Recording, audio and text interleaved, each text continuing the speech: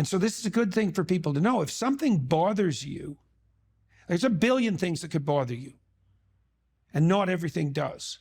And so then you might ask, well, why does that thing bother you when some other thing that's equally bad doesn't? And as far as I can tell, the answer to that is because if it bothers you, that's your problem. And you might think, I don't want to have a problem. It's like, that's because you don't know that problems and opportunities are the same thing. So if a problem's crying out to you, then it could well be that your proper destiny is to address that problem, in which case it's an immense opportunity. And you saw that, exactly that. Oh, look, there's an absence in the marketplace. Well, that's a good discovery, an absence in the marketplace, especially if you're right. And so that's what you did. And then you got a movie out of it. So that's a pretty good deal. Yeah. You know, and that's independent of its eventual success as a movie, because even if it lands at any of the levels of success it could land at, you got to make a movie. And so that's pretty good. And God only knows what you learn doing that. So there's no loss in that, right? Yeah. There's just gain. There was an interesting thing that I realized during this whole thing, and it is related to what you just said. So for many years, I have told people that if you have an idea and you don't execute on it, your idea doesn't mean anything. Ideas are a dime a dozen, and it doesn't really matter. Yeah. And what I realized in making this movie is that I was actually wrong. Okay. Because if an idea, it's worthless if you don't execute it on it. I get that. But the actual idea that if you have an idea, if you have an idea and it's good, Yeah. you can't even put a price tag on that thing. And that's why when you look at Hollywood makes a bunch of what are they called? Like reruns of the same movies, right? Yeah. There's a reason for that. They have all this money to throw at ideas, and they just go, well, you know what? Make the superhero movie again, make the space movie again. They just make the same movies often over and over again. And I realized that these, if you have a really good idea, you have to execute on it. You have to do something with it, because if you don't, it's like a mortal sin not to execute on a good. Well, it's a revelation, a good idea. Yeah. It's a gift. It's grace. Where does it come from? That's why I was kind of very curious. That's exactly right. Because I know the answer to that. I look at it like, they know what molecules are in an amoeba, right? Yeah. We know what chemicals and we know what's in it, but we can't make an amoeba. We can't make something alive. And just like in a movie or a book or a song, they know, you go to Nashville, they know what notes make a hit song, but they can't just produce a hit song. They can put all the chemicals in there, but they can't bring it to life. And so there is, just like there's something special about life, there's a spark that we don't understand. We can't fabricate it. We cannot fabricate that spark in life. And we can't, as far as I can tell, we can't fabricate that spark of an idea. Okay, so there's a bunch of things that come off that. So one of the things I realized, so I've done a lot of lecturing again this year. I don't know how many different cities we went to, 60 or 70, over the last 8 months, maybe more than that, a lot. And I have a chance to develop my ideas every night. One of the things I came to understand more clearly was, this is a very cool thing, and it's relevant to what you just said, is that the spirit of your aim, you could say, answers your prayers or informs your thoughts. And it has to be that way, because thought is a navigation tool, right? You set an aim, and then your perceptions line up so you can see your way forward, but your thoughts and your emotions also aid that, because you want to get there, let's say. And then the methods by which you might advance come to mind because you've set your aim. Okay, so we can take this apart in this idea that came to you. It's like you wanted to serve your children, okay? You wanted to serve them in a manner that was better than what was being served to them. You wanted to serve them in a manner that would help them develop in this adventurous way. So that was your goal, your aim, when you went to the library. And then what happened was there was a mismatch between what you discovered and your aim. And so now that constitutes a problem, but it also constitutes an opportunity, right? Because now you see that there's If your aim was correct and there's a void, well, then that's a moral problem even. Okay, so now if it's a moral problem because your aim was right and the mechanisms for that aim to be manifested aren't available, well, then that's a genuine gap and it needs to be addressed. And if you figure that out, it's your moral responsibility to do something about it. But it's also your great opportunity. Okay, so there's that. So that's what you're serving. If your aim is correct and true, and you have a revelation in relationship to that aim, and you don't act on it, you've thrown away the pathway to that aim, and you've betrayed it. That's not a good idea. But even more concretely, one of the things my wife has really learned to do in the last 2 years, she started to write and she started to speak publicly because she introduces me and talks for about 10 minutes. And she's learned during our discussions, our private discussions, let's say, if an idea emerges, she writes it down right away, no matter what we're doing, right? The idea comes, you write that thing down because it's a gift and God only knows what it's worth. You know, you could have a good idea now and then. It might be a good idea that changes your whole life. And you could have that idea and be casual enough to forget it. And that was that. And then you'd wonder why you never got anywhere. It's like, well, you had a gift and you didn't. And then there's another issue too, is the things that meet with reward grow. That's a neurological truth. That's how large language models are trained. They're trained with reinforcement. The closer they get to the target, the more weight is put on that response. So it's literally reward that trains large language models to match to target. Well, if you have a bit of a creative spark and and ideas are being revealed to you in concordance with your aim, and then you don't act on those, you punish them. You punish the source of the ideas. Just like demoralizing a kid. Like if a kid comes to you with ideas and every time they come, you say, oh, that's stupid, or what the hell do you know? Or you say, I'm going to do something about that, and then you don't. That kid will stop coming to you with ideas. Mm-hmm. And people do that to themselves all the time. Yep. And so you even have an obligation to you can watch this, you know. This is what I've been trying to teach people too, is if you want to improve your life, it's like, well, set that as an aim.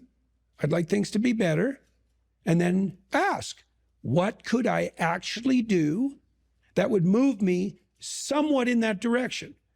You'll get an answer. That's a good way to pray. That's a good way to pray. And I've experienced two things here, and these are like the opposite ends of the spectrum. And this is, I think, a very positive thing for people to hear. If I was a young person, I would really like to hear this. So there are going to be times like you're talking about with your wife where all of a sudden from nowhere, or from somewhere, but somewhere that we don't know and understand, all of a sudden there's an idea there. The source of all revelation. It shows up. Yeah. It shows up. I've had that happen to me where it's like, boom, I wrote a book called Mikey and the Dragons. That came just boom. I just instantly had this idea. Boom, I wrote the book. Yeah. And I remember when I was an English major in college, and some of the old poets, they would claim that, you know, they just wrote this first, you know, the first draft, that was it. It was one draft, one shot. And there was sort of rumors about these that's not really happened. They found their notes. They'd written a bunch of drafts. But sometimes it's true. Sometimes you will get that inspiration, and it'll come and boom, you're done. Yeah.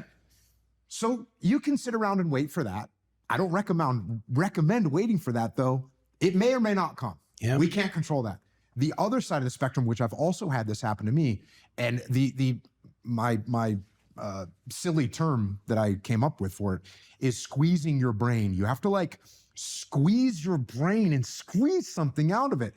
And what I like is this idea, just to come full circle a little bit here. You know, I had this thing where I wanted to have lessons for my kids that they could read in a book. Yeah. And so I have that. There's my aim, what you would call an aim. Yeah. Well, I didn't immediately say, oh, okay, what I can have as a kid that's going through kind of kid problems, and his uncle, who's a Navy SEAL, can come and stay with him for the summer and he can teach him. I didn't have that. And I definitely didn't have the nuances of like, oh, he can get bullied by this kid. And he can time save. That fills in. Right. But I squeezed on my brain and thought, what would be a good, and then all of a sudden, boom, you just start, you find your path, and the story will come, or the idea will come. And well, that's part of that disciplined striving. Like I learned when I first started writing, I forced myself to sit and write every day. And some days I was highly productive, and other days I wasn't so productive. But every day, if I sat long enough, I was a little bit productive. And then I got better at being productive and much better at not delaying sitting down. That took a long time, really years, to really get disciplined. I'm still learning that discipline, right? I mean, How long do you write for at a time?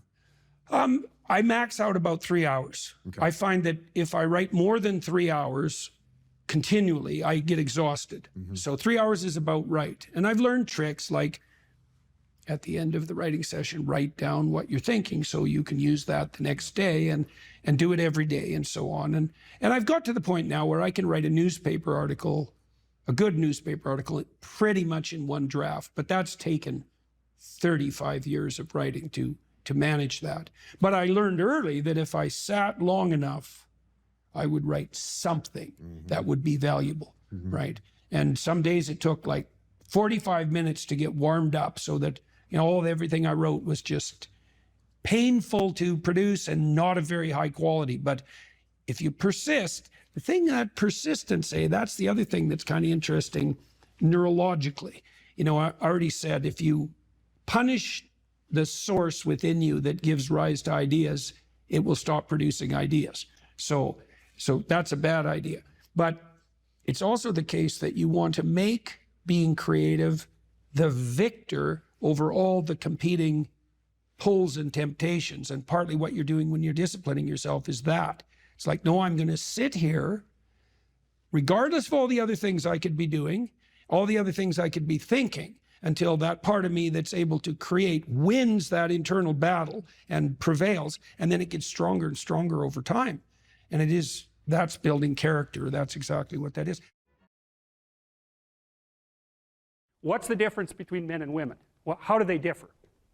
Well, the first thing we might observe is that if you look at personality differences between prepubescent boys and girls, they're not very large. Boys and girls don't differ in terms of their trait neuroticism, for example. What happens is that when puberty kicks in, women's trait neuroticism rises, and it stays higher than men for the rest of their life. And this is why you see this reflected in the different kinds of psychopathology that beset the two sexes. So men are overrepresented in alcoholism, drug abuse, antisocial personality, and a host of learning disorders, as well as attention deficit disorder. And women are overrepresented in depression and anxiety, primarily. That seems to be tightly associated with higher levels of trait neuroticism, because maybe it's, if you're at the 95th percentile or higher, let's say, in trait neuroticism, there isn't much difference between that and being somewhat prone to depression and anxiety. And because the curves overlap, you know, the curves aren't identical, the normal distributions are identical for men and women. You tilt the one to the right, the women's curve to the right towards higher levels of neuroticism. You go out and you look for the person in 20 who has the highest levels of negative emotion. It's much more likely to be female than male. Okay, so let's see if we can figure out why. So I'm going to tell you some things, basic differences between men and women, and you can tell me what you think about it if you agree or disagree. Okay, first, size differential emerges between men and women at puberty, right? Because boys and girls are roughly the same size and roughly the same strength, but men get bigger at puberty when the testosterone kicks in, and more importantly, not only do they get taller and heavier, but their upper body strength is much higher. And that's a real issue for combat, because human beings punch. There's other animals that do that. Kangaroos do that too, eh? So we're not the only people that punch, but we have clubs on the ends of our arms. And so that's how we defend ourselves. And so if you have a lot of upper body strength, especially across the shoulders, and you're heavier, then you can step into the punch and it's a lot more devastating. Now, it is the case that if you look at the statistics for physical altercations in marriage, women attack their husbands more often than husbands attack their wives. Well, you think, why is that? Well, let's assume that there isn't any reason other than both people in a relationship can get upset, and the women know that if they hit their husbands, nothing's really going to happen, right? Because if you're a woman about that high and your husband is, say, my height, unless you hit me with an object or something that's sharp, the probability that you're going to do me any serious damage is pretty low. You might hurt me, but if I do the reverse and hit you, and I really hit you, and so the reason, at least one of the reasons why women can be more physically aggressive in minor ways in a relationship is because everyone knows, the wife and the husband equally, that the consequence of the physical aggression is much more limited. So men do more serious damage to women. but women are more aggressive in relationships. So that's interesting. So okay, so there's a body size difference that's important, a strength differential that's important. Next thing, I think, so let's assume that the reason that women are higher in sensitivity to negative emotion is because the world is actually more dangerous to women, right? Because that would be the most logical reason why there would be a sex difference in something like fear or sensitivity to punishment. Well, first there's the danger of physical altercation. Second, there's the sexual danger. So women become sexually vulnerable at puberty. And why do I say vulnerable? Well, it's straightforward. It's because the cost of sex for women is way higher than it is for men. Or it certainly has been throughout our evolutionary history. Because if a man has an unwanted sexual encounter, well, then he walks away and maybe he's persecuted by the state or prosecuted by the state for it. But if a woman has an unwanted, unwarranted, or incautious sexual encounter and she ends up pregnant, then, well, in traditional societies, you're just done. And even in modern societies that are rich like ours, I don't have to go into that. It's big trouble. No matter what you do about it, it's big trouble. So being more nervous about that makes perfect sense. But then here's the last thing. And I think that women's nervous systems are not adapted to women. I think women's nervous systems are adapted to the mother-infant dyad. And because you are not the same creature when you have an infant, not at all. You're way more vulnerable. And it's partly because you have to express the vulnerability of the infant and you also have to care for it, right? So you think about an infant, especially under 9 months. So let's say, how are you going to be wired up if you're going to optimally care for an infant under 9 months? And I'm saying under 9 months because women generally do the bulk of childcare for infants who are under 9 months old. And part of the reason for that, there's a whole host of reasons, but part of the reasons for that, obviously, is that they breastfeed. But imagine what you need to be wired up biologically in order to care for an infant. First of all, they're very demanding, right? Because they're completely helpless, and they're demanding 24 hours a day, and it's quite a emotional load. And an infant under 9 months is never wrong, right? What you do to an infant under 9 months is when they're in distress, you always respond. You never tell the infant, get your act together and stop whining, right? Which you can do, say, to a child that's 18 months old. You can start having that sort of conversation. But under 9 months, it's like nothing is the infant's fault. It's surrounded in an extraordinarily threatening world, and you have to be responsive to what it needs, regardless of what you want, and you have to be very sensitive to the threats that emerge in the environment. And so I think the price that women pay for that ability to have an intimate relationship with infants in the very earliest stages of development is that their nervous systems are actually wired so that they can perform that role optimally. And the disadvantage to that is that having a temperament like that doesn't work that well when you're dealing with adult men, especially when you're dealing with them in a business environment, because it's not the same thing. Not at all. It's a competitive environment. So, okay, so agreeable people are compassionate and polite. What are disagreeable people like? They're tough-minded, they're blunt, they're competitive, and they won't do a damn thing they don't want to do. So it isn't exactly that they're aggressive, although they will push you the hell out of their way if you're in the way. They're not like volatile like you are if you're high in neuroticism. It isn't defensive aggression. It's more like predatory aggression. It's dominance behavior. And so for someone who's highly disagreeable, they look at the world as a place in which they can compete and win. And I'll tell you a story. I have a friend. I gave him my personality test, the Big 5 aspect scale that Colin DeYoung developed in my lab. And I knew he was a disagreeable guy, and by interacting with him. I mean, he's even rude to people sort of spontaneously on the street. I actually like him quite a bit. He's very, very funny. He's also very conscientious, so you can trust him, but he's disagreeable as hell. And so I gave him this test because I thought it would be funny, and he came out as the most disagreeable person in 10,000. So reasonable in compassion, about 30th percentile, but like 0.001 in politeness. So he's extraordinarily blunt, and he'll just say absolutely anything, no matter how horrible it is. And he was often brought into corporations to sort of clean them up. So if a corporation was tilting and not doing well, they'd bring him in to find out who the useless people were and fire them. And I talked to him about that because I've had the opportunity to have to not have graduate students in my lab, for example, that weren't performing well, and I'd find it very, very difficult to you know, dress someone down, and certainly difficult to fire them. I just hate it because I'm actually quite an agreeable person, much to my chagrin. And I asked him about that, and I said, well, what do? You have to fire people all the time. How do you handle that? He says, handle it? I enjoy it. And I thought, wow, that's so interesting that someone would have that response. I said, well, what do you mean you enjoy it? He said, look, I go into these companies and I analyze the performance of groups of people, right? And in those groups, there are people who are really striving, really trying hard and working themselves really hard and being productive. And then there's these people that are just doing nothing. They're completely in the way. They don't carry their weight at all. They take advantage every chance they get. And they're always whining about why they can't work. It's like, I find out who they are. I call them into my office and I tell them exactly what they've been doing. It's like, hit the road, buddy. You've had your run of it. And I thought, oh yeah, okay, fair enough.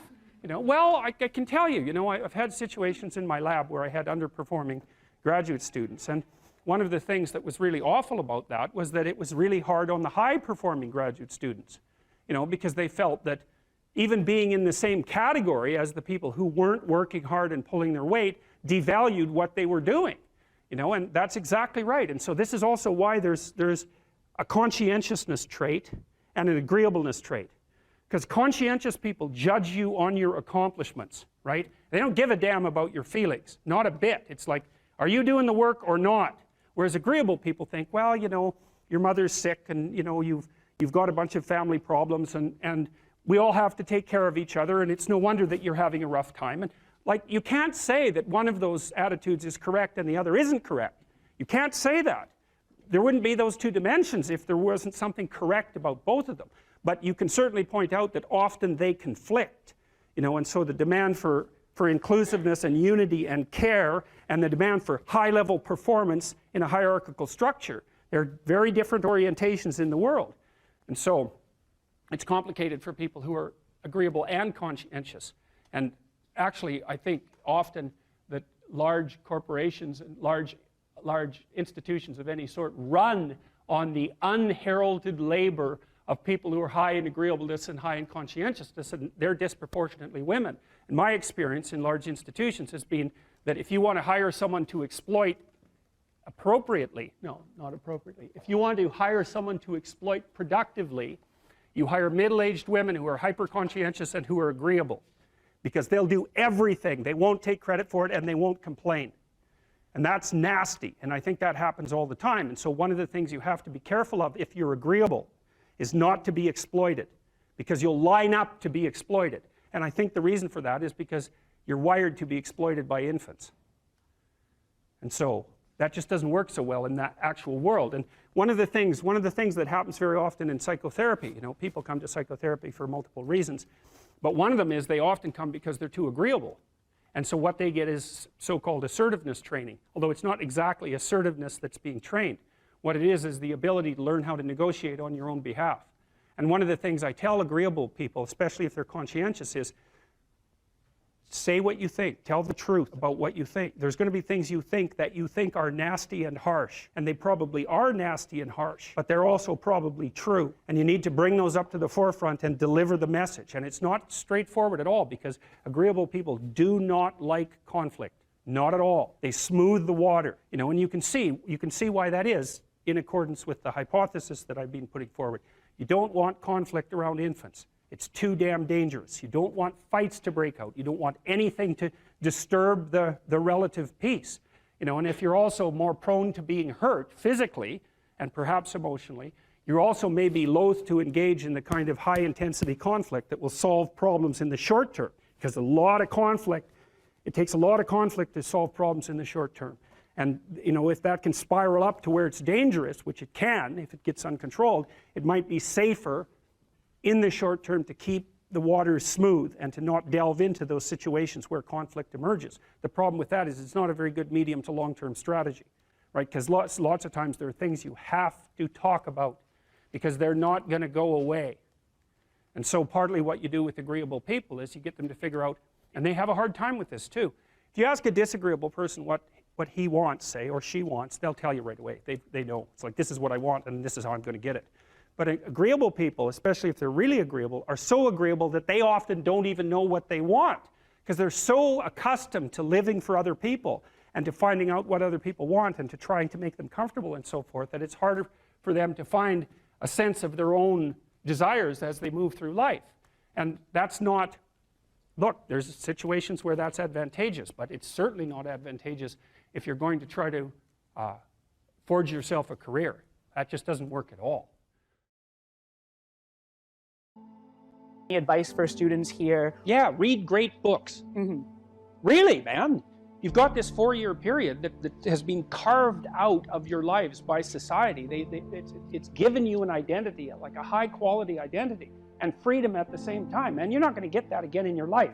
You've got a respectable identity, university student, and complete freedom associated with that, or as near as you're ever going to get. And you've got these unbelievable libraries that are full of the writings of people who are intelligent and articulate beyond comprehension. And you know, and you can go there and you can learn all this. And you might think, well, why should you learn it? Well, you learn it to get a job, or you learn it to get good grades, or you learn it to get a degree, and that's all nonsense.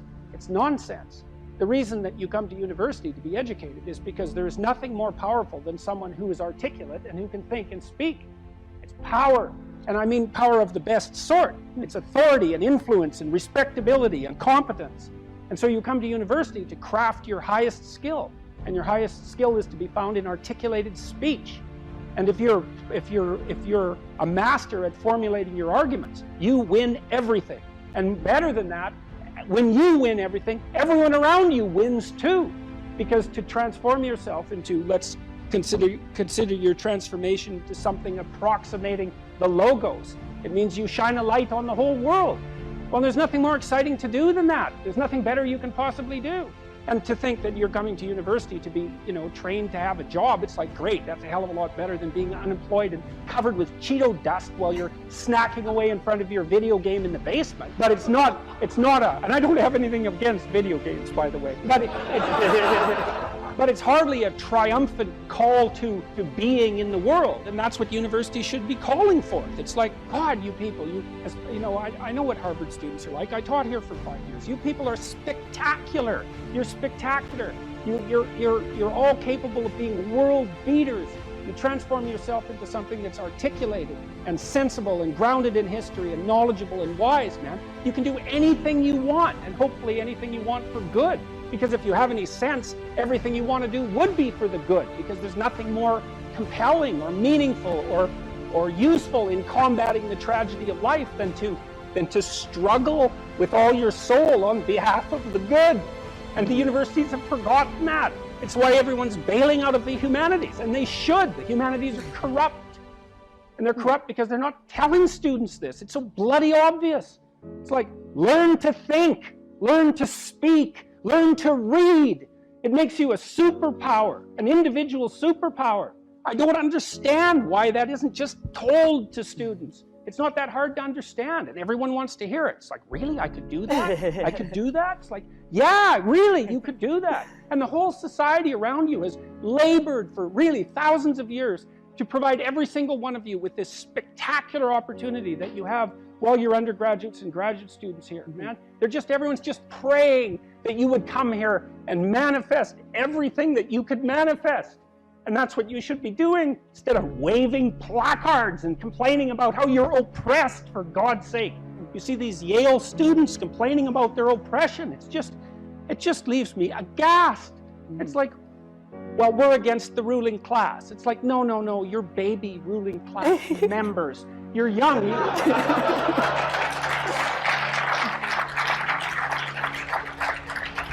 The only reason you're not rich is because you're young. You know, that's the best. Really, if you look at the 1% even, the dreaded 1%, you know, most of those people are old. Why?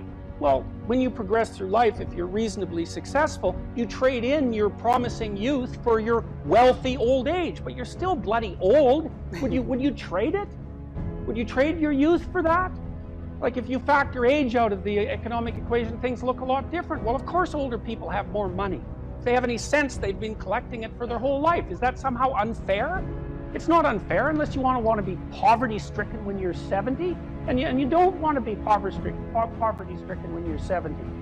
So I just don't understand what's happened to the universities. I can't believe that you're not told when you come the first day, look, man, you're here on a heroic mission You're going to take your capacity to articulate yourself to levels that are undreamed of. You're going to come out of here unstoppable. You're going to be able to do anything you want.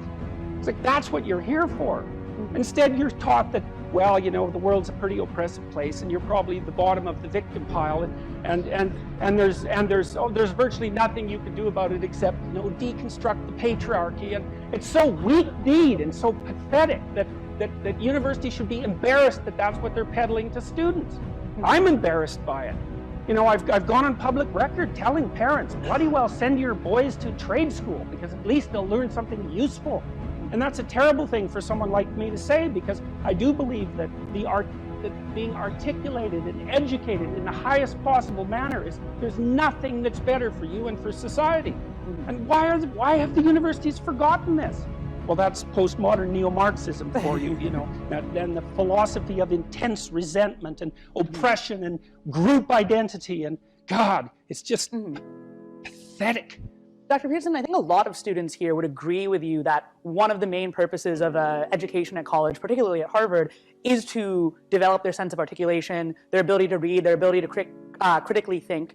But then what comes after? Particularly at Harvard, there's a big discussion on what is a good life? What does it mean to use those skills that we get here, and then we graduate? What do we do from there? Stop unnecessary suffering. That's what you do. You know, that's your calling. It's like you say, well, what do you do after you graduate? Well, if you graduate articulated and powerful, there will be people giving you so many opportunities you won't even be able to keep up with them. You know, I've worked with very, very competent people in many different domains in my life, hyper competent people. And I can tell you some very interesting things about hyper competent people. The first thing is they are not selfish. And they're not greedy. And one of the great pleasures in their lives is to find people who have the capacity to also be hyper competent and to open doors for them as rapidly as they can possibly be opened. They delight in that, because there's very few things that are more intrinsically meaningful if you're an accomplished person than to find young people who have the possibility of being accomplished and say, hey, look, here's an opportunity for you. It's like, go out there, man, kill it. And then they go out there and kill it, and you think, right on, man. Here's another opportunity. Why don't you go out there and nail that too? And you think, no, they're all hoarding their wealth and they're not going to share it with anyone. It's like, that's absolute, complete rubbish. And so you don't even have to worry about what you're going to do after you graduate from here if you turn yourself into half of what you could be, because people will be dying to offer you every opportunity that you can possibly make use of. So it's a moot point. The world is always desperately short of people who can think and speak. And you think, well, I won't be made use of. Well, first of all, you can't say that if you're at Harvard, for God's sake. I mean, people already figured out who you are. They've already figured it out. And they're offering you the world on a gold platter. They take it. It's yours. Take it. It's like, great, man. Put yourself together and deserve it. That would be great. And that's what everyone wants. It's what your parents want. It's also what you want. You know it. It's what you want. It's what women want from men. It's what men want from women. It's like for you to be who you could be. And the highest faculty of the human being is articulated speech. It's the divine faculty. And there is nothing more powerful than that. There's nothing that's even in the same league. And so if you don't have faith in that, then your priorities are misplaced. And I can't even understand why you wouldn't have faith in that being, say, Harvard students, because look where it's got you already. You know, you're already sitting on top of the world. So deserve it, make use of it. Right? Go out there and fix things up. That's what you need to do. There's lots of things that need to be fixed up. And what you want to do is burden yourself with so much responsibility that you can barely stand. And then you'll get stronger trying to lift it up. And you won't be asking, what should I be doing with my life? Or what's the meaning of life? Or any of that. It'll be self-evident. It's self-evident. At minimum, you can say, there's more suffering in the world than there should be. And I could probably do something about that. And you can do something about that. So go do something about it. And then there'll be less suffering in the world. And then when you're 80, you can look back on your life and say, well, you know, there's less suffering in the world than there would have been had I known it existed. And you don't have to even have a sense of ultimate destiny or even any sort of theistic belief to regard that as a positive good. Like, I think it goes beyond the mere pragmatic utility of addressing the world's ills, because I think we do live in a world that has a transcendent reality as well as the reality that we can detect. But even independently of that, it doesn't matter. It's like, I mean, this is part of the reason I like people like Bill Gates is a great example, man. That guy he's after 5 major diseases at the same time, right? He's trying to wipe out polio. He's trying to wipe out malaria. Yeah, exactly. He's trying to wipe out malaria. It's like, well, what should you do with your life? Well, you know, take a look at Bill Gates and see if you could do something like that. That would be good. This old client of mine, he was about 85 when he came to see me, and he was a financier and a kind of a mathematical genius. He made these little pendants out of a mathematical symbol for the most beautiful mathematical equation that was ever written. He made them out of gold, and he would hand those out. And he had studied psychology as a young man, and he introduced me to this concept that I didn't know about called the Pareto distribution, which, see, I'd been taught as a psychologist that most human characteristics were normally distributed, right? So most people were average and some people were extreme. That's a Pareto or a normal distribution. Intelligence is like that, and height, there's more people of average height than very tall or very short, and weight is like that, and lots of things are normally distributed, and psychologists tend to assume that everything is, but it isn't. Creative products are distributed in a Pareto distribution, and that's a whole different thing, and it's really important to know this. It's another fundamental fact, the knowledge of which can sort of transform the way you conceptualize, let's say, the political landscape. So here's an example of the Pareto distribution. You know, there's a rule of thumb that if you run a company that 20% of your employees do 80% of the work, or that 20% of your customers are responsible for 80% of your sales, or that 20% of them are responsible for 80% of the customer service calls. Same thing, but that's not exactly the rule. The rule is worse than that. The rule is, in a given domain, the square root of the number of people operating in that domain do half the productive work. So you think, well, you have 10 employees, 3 of them do half the work. It's like, yeah, okay. What if you have 100 employees? Then 10 of them do half the work. What if you have 1,000 employees? Well, then it's 30. And if it's 10,000 employees, then it's 100. And this actually turns out to be a rather ironclad rule. It applies across very, very many situations. It applies, for example, to the mass of stars and the size of cities. So you can see how universal it is as a law. And it's something like those that have more get more, and those that have less get less. That's the Matthew principle, right? To those who have everything, more will be given. From those who have nothing, everything will be taken away. And the economists sometimes call that the Matthew principle. And so what that lays out is a world that's rife with inequality. So, you know, you hear this idea that I think it's the 85 richest people in the world have more money than the bottom 2 billion. That's a Pareto distribution phenomena. And you might say, to hell with capitalism for producing that. It's like, sorry, you got your diagnosis wrong. It's a natural law. It's no matter what society you study, you get a Pareto distribution of wealth. You get a Pareto distribution of number of records recorded. You get a Pareto distribution of number of songs written or goals scored. Like any creative product has that characteristic. And it's partly because as you start to become successful, let's say, people offer you more and more opportunities. And as you start to fail, people move away from you and you plummet. And so, okay, so that's rough. So what it means is that there is always a landscape of inequality. And I'm not saying that we shouldn't do anything about it, although I am saying that we don't know what to do about it. That's the thing, you know, because you can modify the Pareto distribution of wealth, let's say, but we don't know how to do it without maybe disrupting the system so completely that it collapses, which is what happened in the Soviet Union, for example, and in Maoist China. They were trying, at least in principle, to adjust inequality. But the cure was far worse than the disease. And the truth of the matter is we actually don't know technically how much inequality there has to be to generate wealth. We can guess, and you could say, well, there should be less, and you might say, well, there should be more. If you're left-wing, you'd say less, and if you're right-wing, you'd say, well, we'll just let the inequality flourish. But we do know that it's inevitable, and we also know that we don't know how to regulate it. So there is inequality. What that means is there's always going to be people around that are better at something than you are. And that's a problem, because you can get jealous and you can get bitter and you can get resentful, and worse, you can get hopeless, you know, because you look like I have this friend of mine. He told me something so funny. He was decrying his lack of success in the world, and he compared himself to his roommate. And he said, you know, his roommate, his college roommate, was doing much better than he was. And his bloody roommate was Elon Musk. It's like, really? Like, it's like, oh, you're not doing as well as Elon Musk. Well, I mean, you can see it would take it rather personally because they were roommates and everything. It wasn't like he was doing badly. Like, he was doing pretty damn well. It's like, I'm not as good as Elon Musk. It's like, yeah, well, you and like 7 billion other people, you know.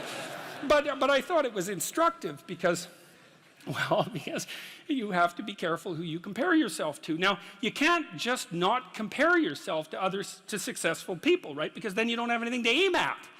And one of the things I learned from Jung, this was a cool thing, I'm going to make a real lateral move here. Jung thought the book of Revelation was appended to the Bible because the Christ in the Gospels was too merciful. He was too nice a guy. Now, he's an ideal, right? And Jung said, wait a second, an ideal is always a judge.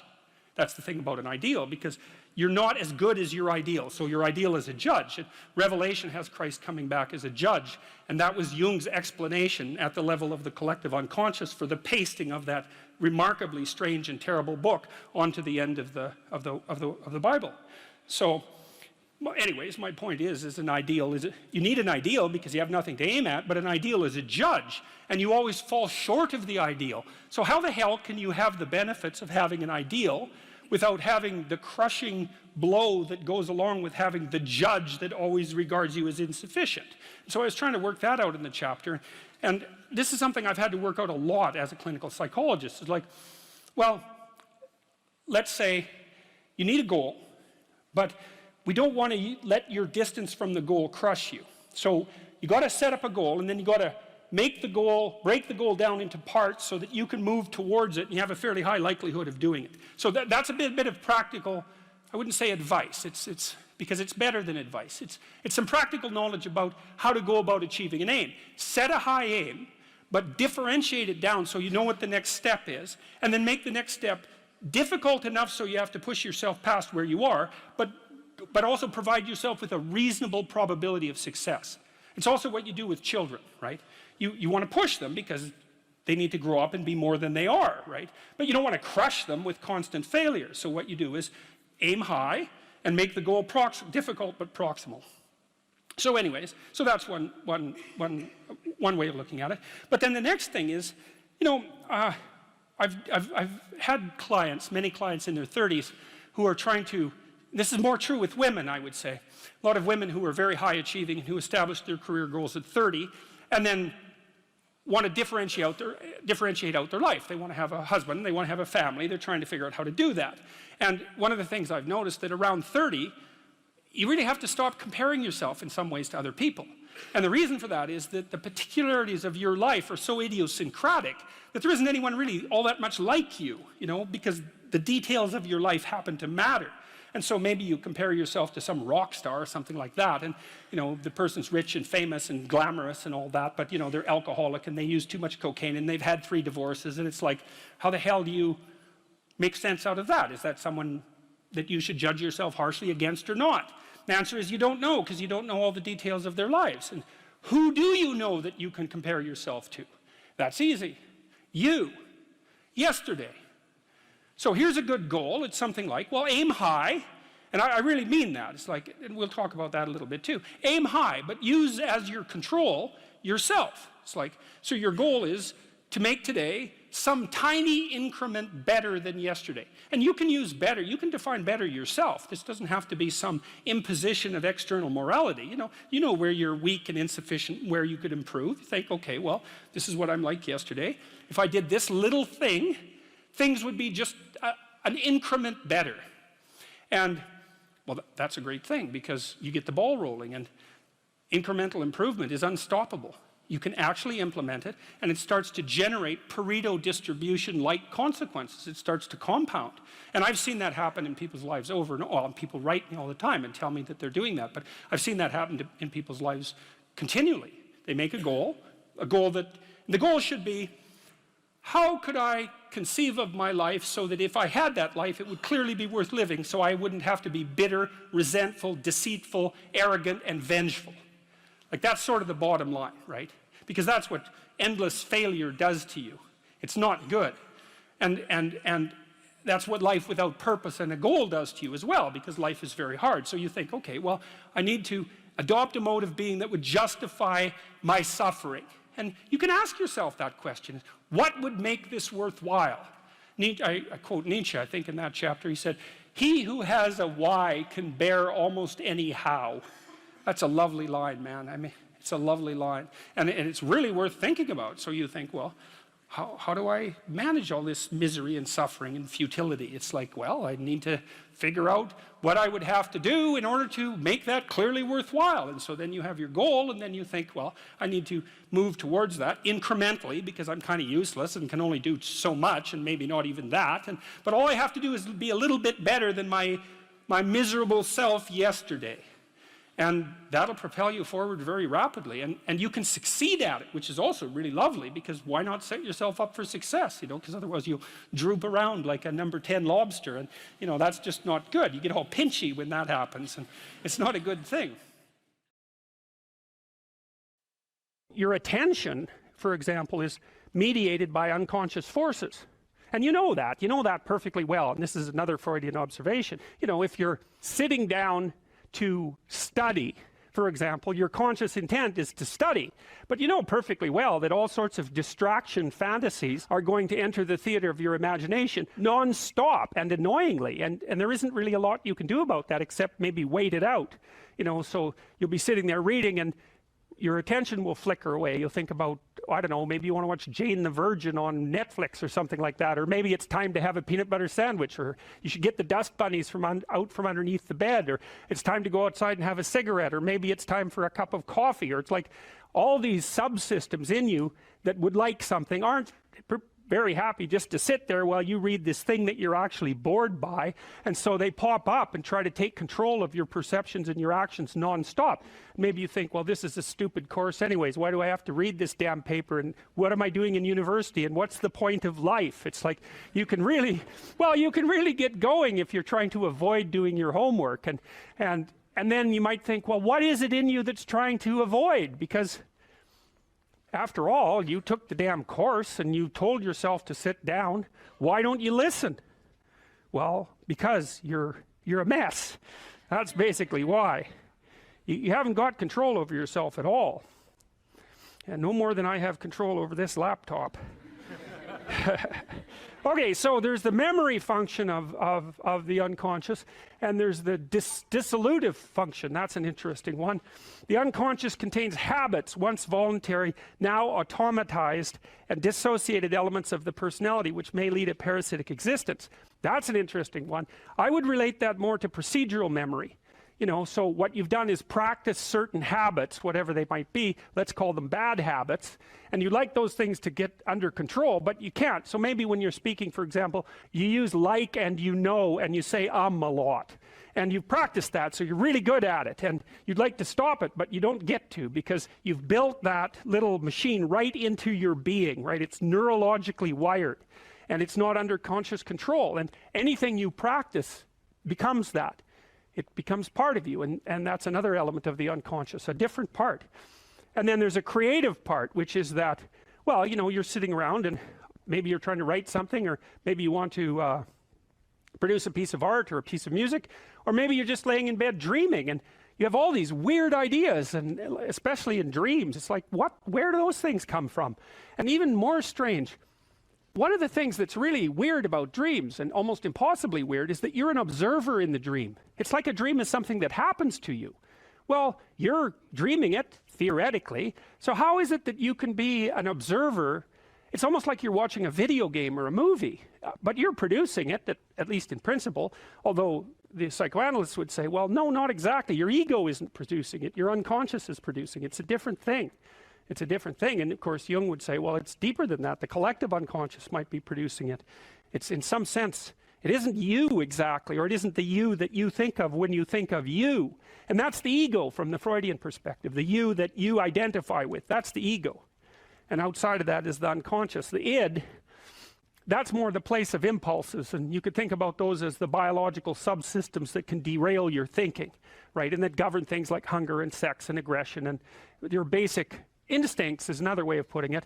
And it's a reasonable way of thinking about it, because these are subsystems that you share with with animals, you share them certainly with mammals, you share most of them with reptiles, you share a lot of them with amphibians, and even going all the way down to crustaceans, there's commonality, for example, in the dominance hierarchy circuits. And so these are very, very old things, and the idea that you're in control of them is, well, you're not exactly in control of them. And I would say the less integrated you are, the less you're in control of them, and the more they're in control of you. And that can get really out of hand, you know.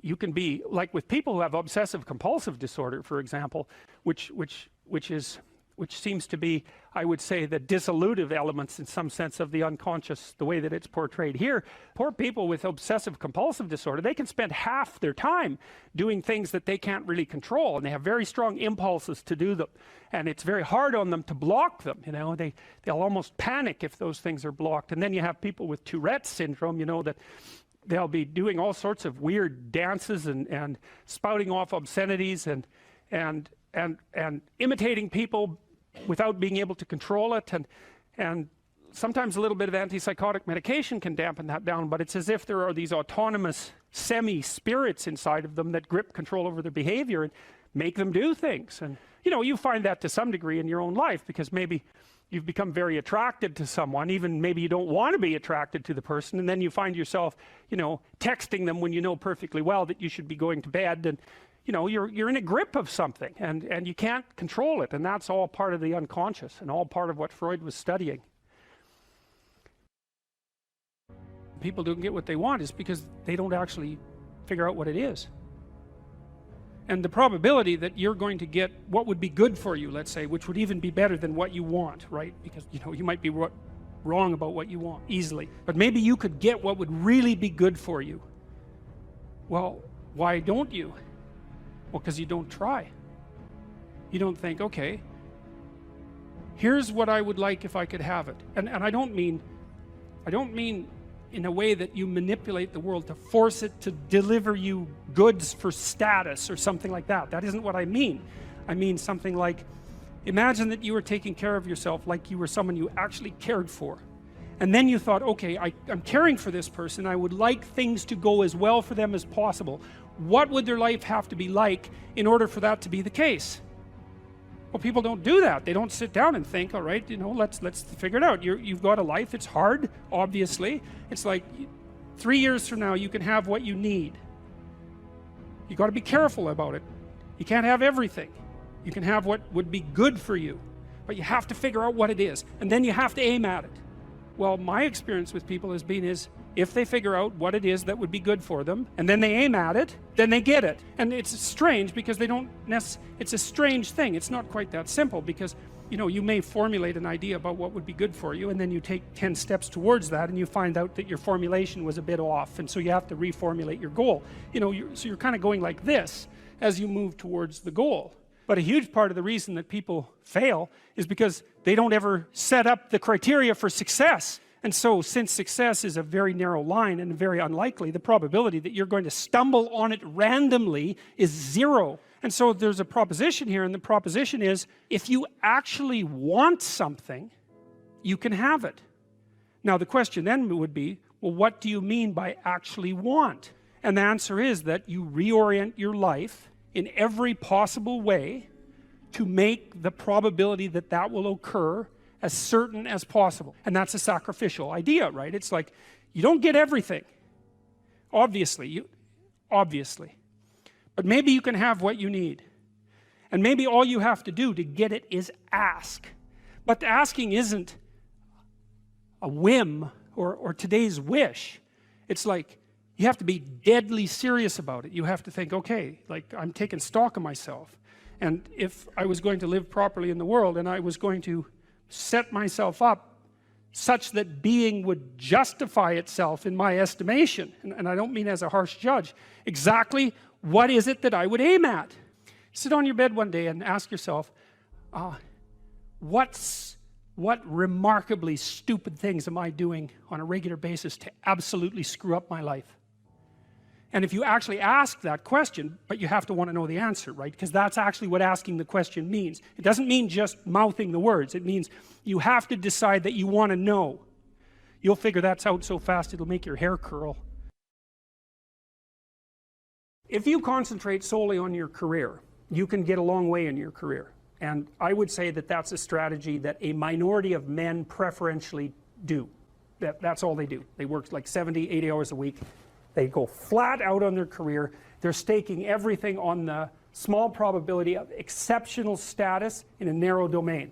But it's hard on them. They don't have a life. It's very difficult for them to have a family. They don't know how to take any leisure activity. Like, they get very one-dimensional. Now, it may be that that unidimensionality is the price you have to pay to be exceptional at one thing, right? Because if you're going to be something like a genius level mathematician and you want to do that for, or a scientist say, it's like you're in your lab all the time, you're working 70 hours a week or 80 hours a week, you're smart, you're dedicated, you're unidimensional, and that's how you get to beat all the other people who are doing that. It's the only way. But the problem is you don't get a life. Now, if you love being a scientist and you have that kind of focus of mind, well, first of all, you're a rare person, and second, you're going to pay for it. But fine, more power to you. But it's a risky business to do that. You sacrifice a lot for it. You know, and I would say most often, if you're speaking about having a healthy life, that isn't what you do. You spread yourself out more. So, you know, you have a family, you have some things that you do outside of work that are meaningful to you and useful. You have a network of friends. Well, those 3 things alone, or 4 things alone, are plenty to keep you well oriented. And then if one of those things collapses, you know, everything doesn't go.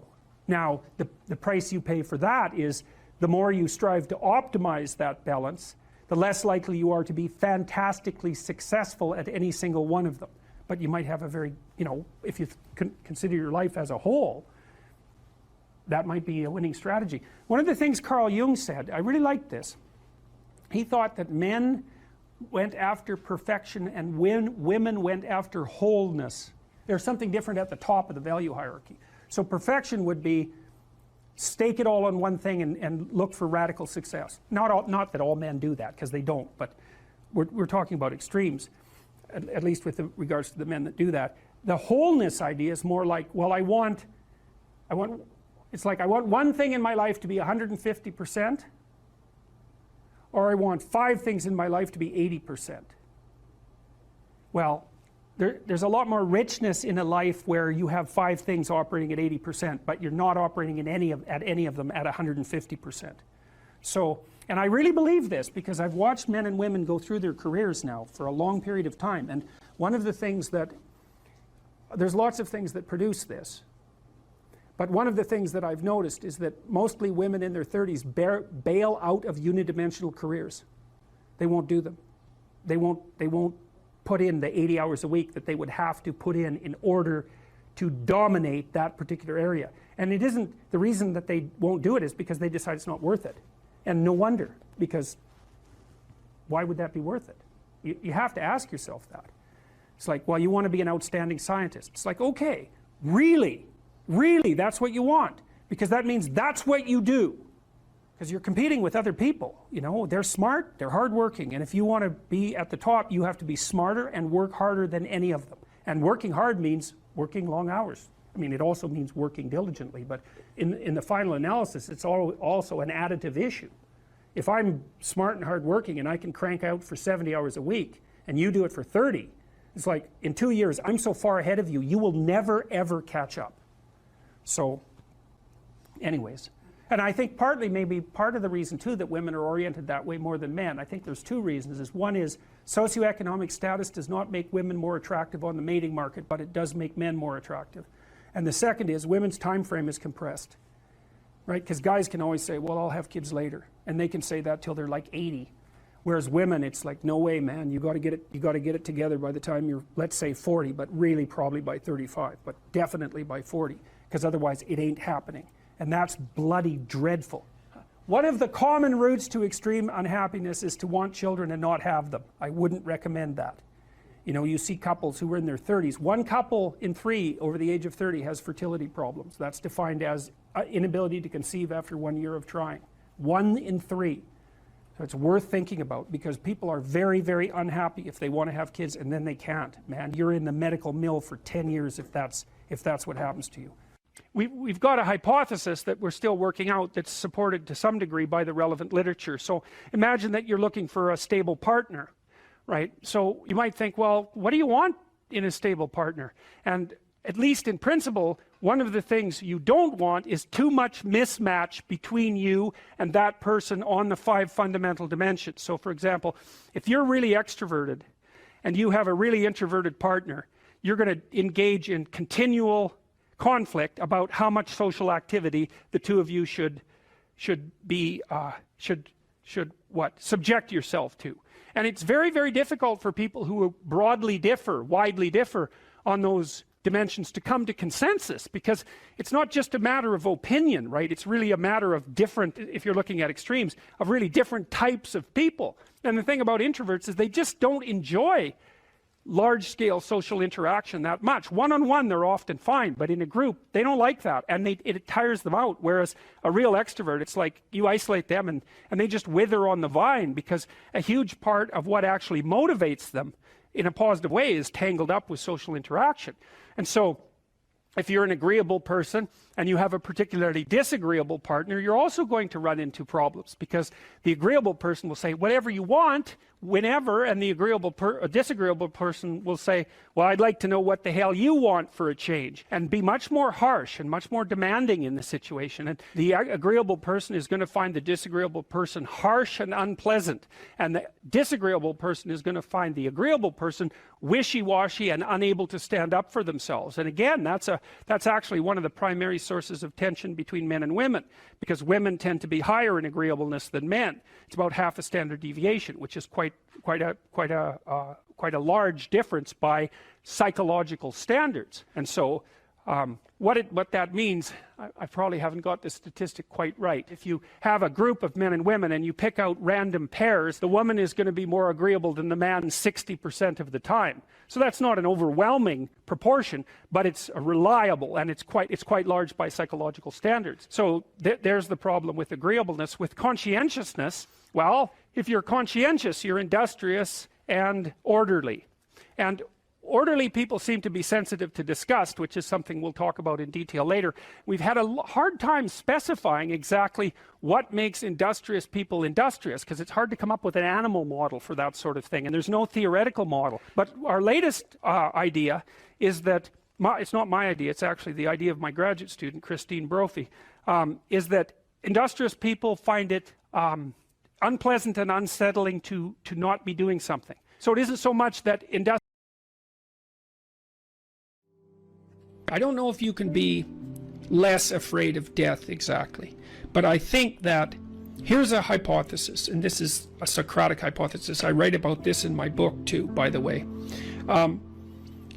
Maybe if you live your life thoroughly, right? You take use of the advantages, make use of the advantages that are put in front of you, make use of your talents, say yes to things, tell the truth, like stand up and get at it. Assuming that you can do that, you know, because some people are very ill and hurt, but assuming you can do that, I think the only way to combat fear of death is to live fully. And I think that might actually work. I kind of wonder, I've talked about this with my father too, who's getting pretty old. You know, I've asked him if, for example, if he could be transformed back into an 18-year-old, knowing what he knows now, would he do it? And he was ambivalent about that. You know, he didn't say no, but he didn't say yes.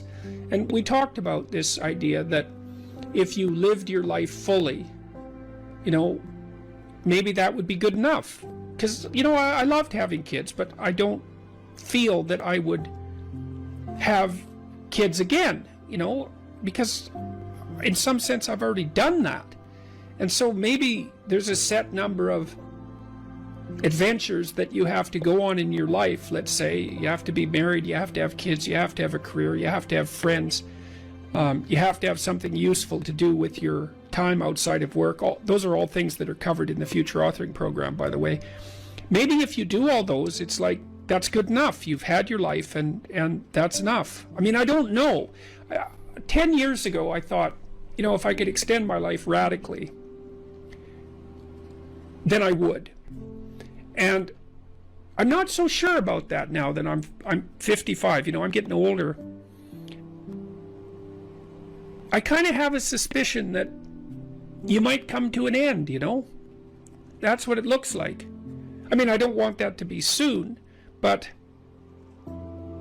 maybe you exhaust yourself in your life, you know? Maybe you can, so that there's nothing left of you, really.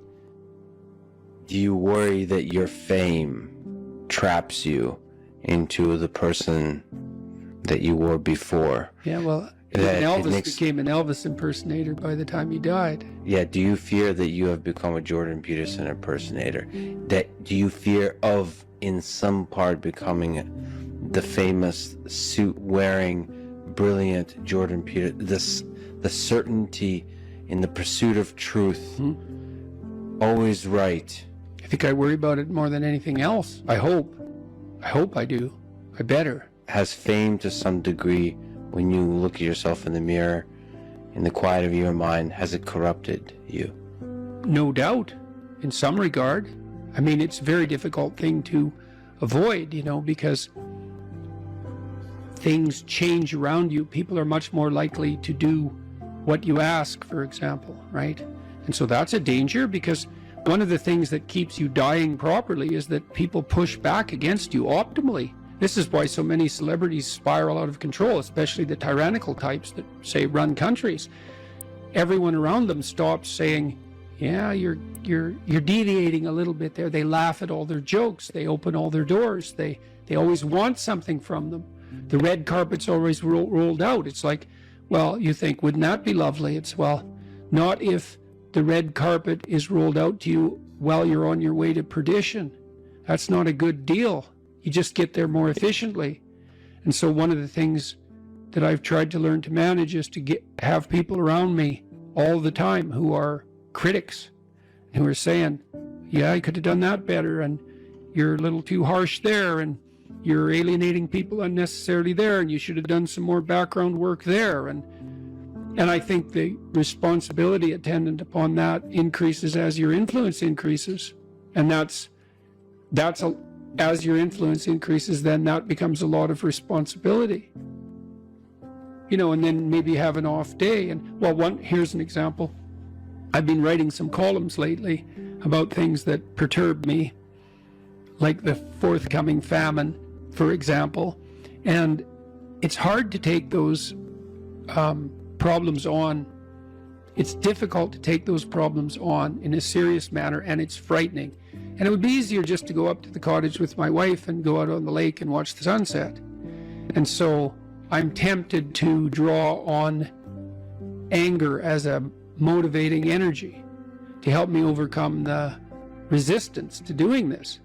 But then that makes me more harsh and judgmental in my tone when I'm reading such things, for example, on YouTube, than might be optimal. Now, I've had debates with people about that, because I have friends who say, no, if you're calling out the environmentalist globalists who are harassing the Dutch farmers, then a little anger is just the ticket. But then others say, well, you know, you don't want to be too harsh because you alienate people who would otherwise listen to you.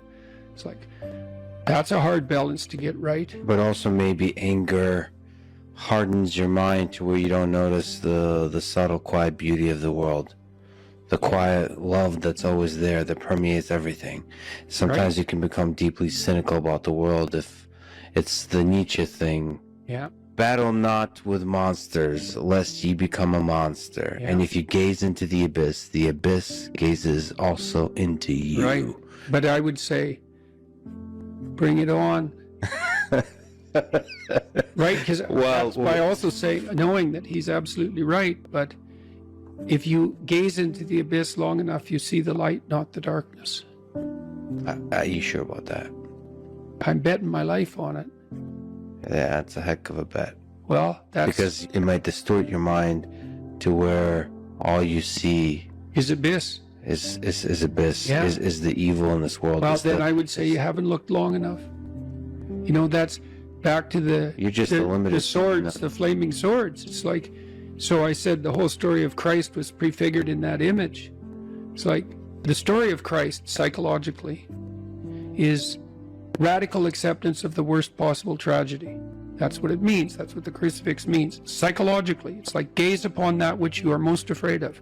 But that story doesn't end there, because in the story, it has to be a voluntary journey to hell. And maybe that's true for everyone. There is no more terrifying idea than that, by definition. And so then, well, do you gaze upon that? Well, who knows? Who knows? How often do you gaze upon death, your own? How often do you remind yourself that this ride ends? Personally? Personally. All the time. Because you, as a deep thinker and philosopher, it's easy to start philosophizing and forgetting that you might die today. The angel of death sits on every word. How's that? How often do you actually consciously All the time. notice the angel? All the time. I think it's one of the things that made me peculiar. When I was in graduate school, you know, I thought about, I had the thought of death in my mind all the time. And I noticed that many of the people that I was with, these were people I admired fine. That wasn't part of their character, but it was definitely part of mine. I'd wake up every morning. This happened for years. Think, time's short, get at it. Time's short, get at it. There's things to do. And so that was always, it's still there. And it's still there with, I would say, and it's unbearable in some sense. Are you afraid of it? Like what's Afraid your of death? relationship? Yeah. You know, I was ready to die a year ago. And not casually. I had people I loved, you know. So no, I'm not very worried about me, but I'm very worried about making a mistake. Yeah. I heard Elon Musk talk about that a couple of months ago. It was really a striking moment. Someone asked him about death, and he said, just offhand, and then went on with the conversation. He said, that'd be a relief. And then he went on with the conversation. And I thought, well, you know, he's got a lot of weight on his shoulders. I'm sure that part of him thinks, it'd be easier just if this wasn't here at all. Now, he said it offhand, but it was a telling moment in my estimation. So for him, that's a why live question. Hmm? The exhaustion of life. Yeah, yeah. If you call it life is suffering, but Yeah. the hardship. I'm more afraid of hell than death. You're afraid of the thing that follows. I don't know if it follows or if it's always here. And I think we're going to find out.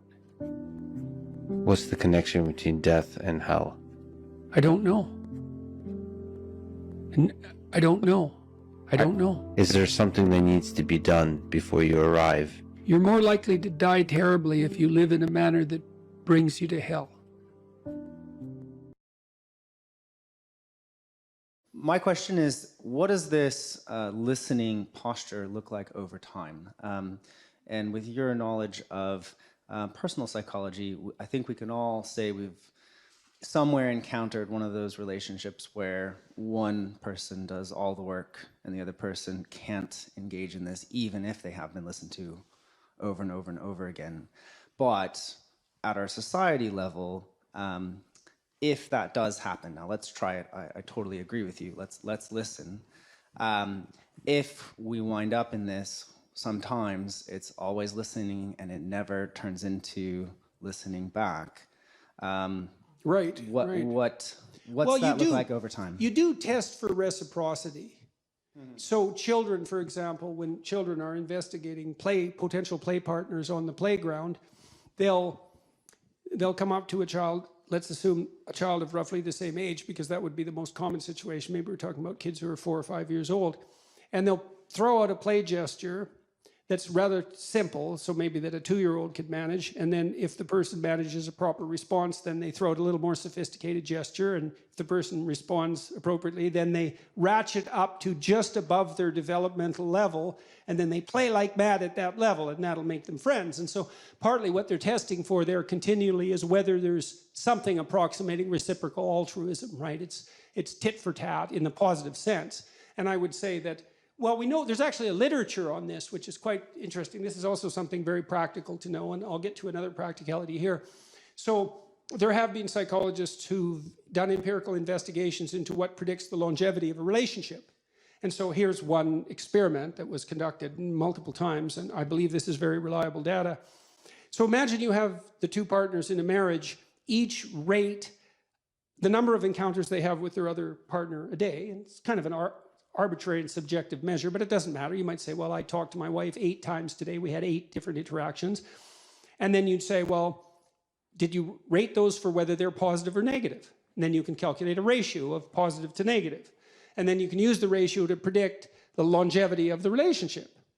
And the data show that if the relationship interactions fall below 5 positive to 1 negative, then the relationship deteriorates and is generally doomed. And so 5 to 1, that's a preponderance of positive interactions, but we're wired so that negative interactions hurt us more than positive interactions help us if they are of the same magnitude. So for example, people will work harder to avoid a loss of $5 than they will to attain a gain of $5. And you might say, well, why is that? And the answer is, you can be absolutely dead, but there's only so happy you can be. And so it's better to err on the side of conservatism in the domain of negative emotion. And so, but interestingly enough, if the interactions rise so that they exceed 11 positive to 1 negative, the relationship also deteriorates. And so what that suggests is that there's it's sort of like smiles with teeth, right? You want a fair bit of positive emotion and reflection from your partner, but you don't want them to be a naive, dependent pushover who's afraid to stand up for themselves. And so you want to, because you're a nasty, horrible human being, and now and then you poke your partner just to see if there's anything there, because that's what you're like. And if you find out there isn't, you'll run roughshod over them, and you think you won't, but you will, especially if they're very good at implicitly encouraging that, which dependent people sometimes are. So you do assess for reciprocity, and the basic rule is you want approximately equal reciprocity in relationships that you want to maintain. Now, maybe, you have enough additional resource to be the giver more often than receiver in some relationships, but I don't even think that really works that well with children. You obviously have to take care of them, but it's not like they don't deliver the goods to you if you have a good relationship with them. And you want to some degree, to enforce that reciprocity. Now, you might say, well, what happens in relationships where that's impossible? And, well, I give you a practical piece of a suggestion on that front. And this is another thing you can do in your own household. This is so useful, man. If you get good at doing this, your life will get so much better. You can't believe it. Is watch the people around you, and whenever they do anything that you would like to see repeated on a regular basis, tell them exactly what they did in detail, with, be positive about it, obviously, and just indicate that you noticed. And because I saw this when I was grading student essays, and so I taught this seminar for a long time, and I was trying to teach kids how to write. They were in their 4th year of university in the honors psych program. You'd think they'd bloody well already know how to write, but they didn't.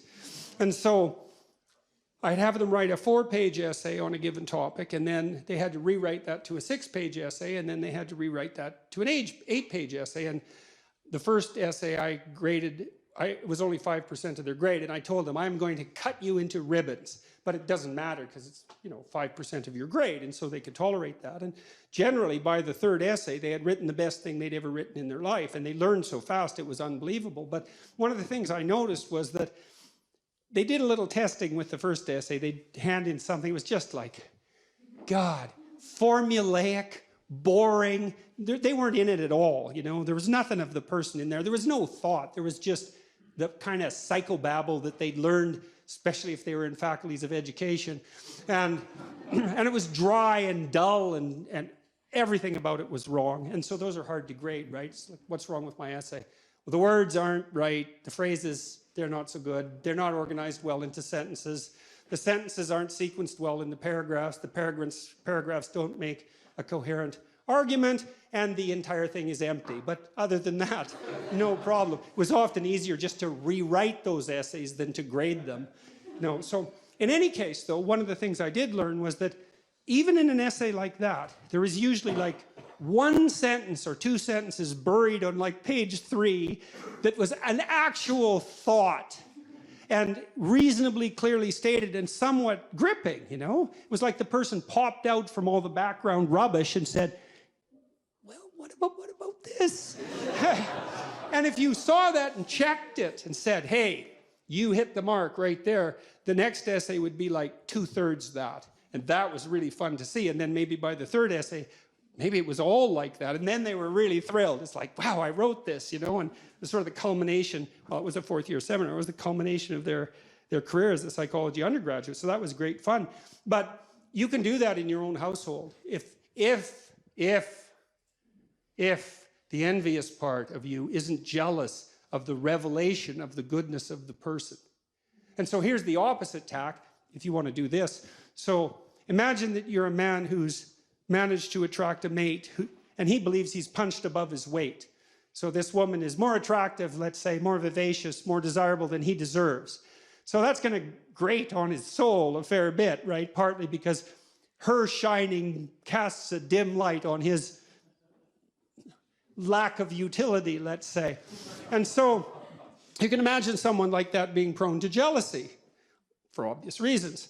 And so the best tack to manage in a situation like that, if you're that man, is to wait till your wife dresses herself up in a particularly attractive manner and then either fail to notice by occupying yourself with something trivial while she's attempting to gain your attention, or by criticizing her directly for what she's just managed to do. And if you do that 50 times, let's say, you can be sure that she'll never reveal her attractiveness to anyone else for the rest of her life, including you, and you'll get exactly what you deserved. So that's the opposite of watching people carefully.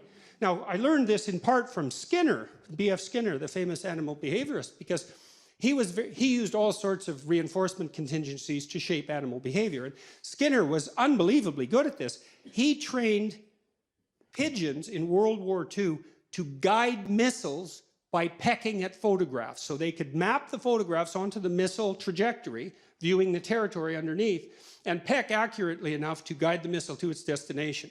That was discontinued as the technology for guided missiles developed, but Skinner could do that. And, you know, we think pigeons, well, they're not that bright. It's like, they're smarter than you think, pigeons. That's why they can live in cities. That's not easy for a bird to pull off, you know. It's not their natural habitat. And so, but Skinner, although he would use punishment, technically speaking, which is the application of a certain amount of pain, or threat, which is the use of anxiety, but what he believed was most effective was reward. But it required a tremendous amount of attention.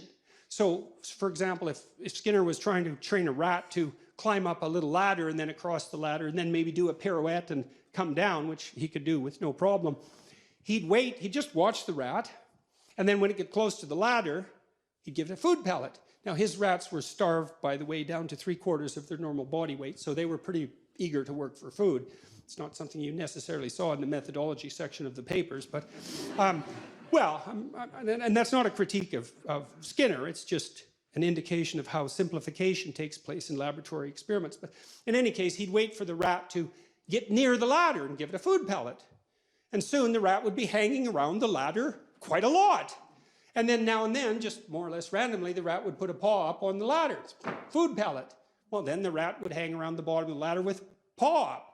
Well, if he did that continually through observation, he could get the rat to do pretty much anything that you could imagine a rat could do, and then maybe some things you couldn't imagine. And this isn't a manipulative technique, by the way, although it can be used that way. It's not effective unless you do it with a certain degree of wisdom. You want to think, well, what do you want in your house? How about peace, tranquility, happiness, and humor? Something like that. It's not a bad first pass approximation. And you got to get that in your head. It's like, do you want that, or do you want the delights of endless martyrdom? Because you have to make a choice, and you might think, I wouldn't pick martyrdom. It's like, really? Really? You wouldn't, eh? You'd pick peace and happiness and humor, and so everywhere you go, that's all you're ever surrounded with. It's like highly improbable. So don't be so sure you're aiming up. But if you can orient yourself in that direction, and carefully, and knowing full well what the hellish alternative is, because you need to know that, then you can watch and see, well, when is this manifesting itself in the people around me?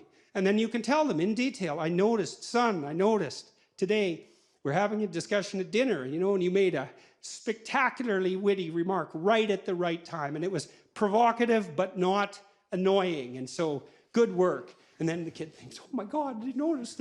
And then he's like twice as funny the next day, and maybe not in some unbearable manner. And that really works. It really works. But like I said, you have to quell the envy that would otherwise beset you, and you have to want to aim up, and then you have to not be jealous of the other person's goodness, and you have to be extremely attentive. But man, as a transformation technique, even in extraordinarily difficult relationships, which goes back to your point, there isn't anything I know of that's more effective. And I've been working with moderate Democrats in the United States recently, and with a number of Republicans, and suggesting that to the Democrats that when the Republicans do something that isn't absolutely malevolent and stupid, in your opinion, you might want to just say something.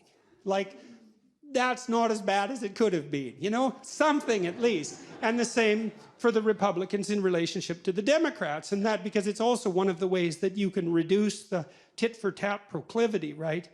You want to give the devil his due, especially when you're not actually talking to the devil, but just the person who's sitting across you, let's say in the house. It's an unbelievable, and people, that's another issue. I mean, if you want people to appreciate having you around, learning how to listen, that is a skill that is absolutely unbeatable. And this technique of summarizing to their satisfaction, that works like a charm. And it's not, you know, you might be a little awkward when you first try it and might feel a little manipulative because you're not that good at it. But if you get expert at it, and you have the greatest conversations with everyone. You know, I had people in my clinical practice who were extraordinarily impaired intellectually and suffering from all sorts of assorted pathologies in addition to that. And if I was listening to them properly, they were as fascinating as anybody I had on the, say, more able and competent end of the spectrum. And you learn so much because there is nothing that people won't tell you if you listen. It is absolutely amazing what people will tell you. And so quickly, they'll reveal things they didn't even know about themselves. And they need to know those things often. They've been hidden for years. It's so rewarding. And then this use of attentive reward, that's also, it's fun in a game-like sense once you learn to play it, because you're watching. You think, I'll just wait. This person's going to do something good. Sooner or later, it's like, pat, good work. And people are so thrilled that that little manifestation of goodness in their heart that managed to sneak out past their cynicism and boredom was recognized. They're so, what is it? It restores their faith in what's good inside them. It really does. It's unbelievably powerful. And so that can work if you're embroiled in a difficult relationship, you know, and you can't escape easily, or maybe you can't escape on moral grounds. That listening, that helps a lot. You might have to listen a lot, but that use of judicious reward, man, that's a powerful technique. I worked with this crazy psychologist. He used to put jokes on his multiple choice tests. He was a really eccentric guy, but I really liked his courses. He taught a course on creativity, and he was also a prison psychologist. And he was an eccentric guy, and he, for some reason, liked me, and maybe because I was eccentric too. And he invited me to go out to the Edmonton maximum security prison with him a couple of times, which I did. And that was a very interesting experience, because I was trying to figure out what role each individual's behavior bore to the pathology of the group. It was something like that. And I went out there, and I met a little guy, smaller than me. I was a little bigger by then. And he was a pretty innocuous guy. And what had happened was I was out in this gymnasium. It looks like a high school, the prison, which is really quite telling in my estimation. And there were all these like monsters in there, weightlifting, and like they were monsters. I remember one guy who was tattooed everywhere, and he had like a huge scar running down the middle of his chest. It looked like someone had hit him with an axe, and you know. And I was in there, and I had this weird cape that I used to wear that I bought in Portugal, and some boots that went along with it. And yeah, it was like an 1890s Sherlock Holmes cape, and it was really like, it was from the 1890s, because this little village was up on a hill. It was a walled city on a hill, and they sold these things, and I don't think they'd changed the style since 1890, and so I thought they were really cool, and so I was wearing that, which wasn't perhaps the most conservative garb to don if you're going to go to a maximum security prison. So anyways, I was in the gymnasium, and the psychologist left, and God only knows, I mean, that's what he was like. And all these guys came around me, you know, and they were offering to trade their prison clothes for my cape, and it was it was like I was being made an offer I couldn't refuse, you know. And so I didn't really know what to do. And then this little guy said something like that the psychologist sent me to come and take you away, or something like that. And so I thought, well, better this little guy than all these monsters. So we went outside the gym through some doors, like school doors. We went outside the gym into the exercise yard, I guess, and we were wandering along, and he was talking to me, and he seemed like a kind of an innocuous guy. And then the psychologist showed up at the door and motioned us back, eh? And so, which was kind of a relief. And so I went into his office, and he said, you know that guy that you walked out in the yard with? And I said, yeah. He said, he took 2 cops one night, and he had them kneel down, and while they were begging for their lives, he shot them both in the back of the head. And I thought, see, the thing that was so interesting was that he was so innocuous, right? Because what you'd hope is that someone like that would be very much unlike you, let's say, and certainly wouldn't be like someone innocuous that you'd met. What you'd want is that the guy would be like, you know, half werewolf and half vampire, so you could just tell right away that he was a cold-blooded killer. But no, he was this sort of ineffectual little guy who was certainly not ineffectual if you gave him a revolver and the upper hand.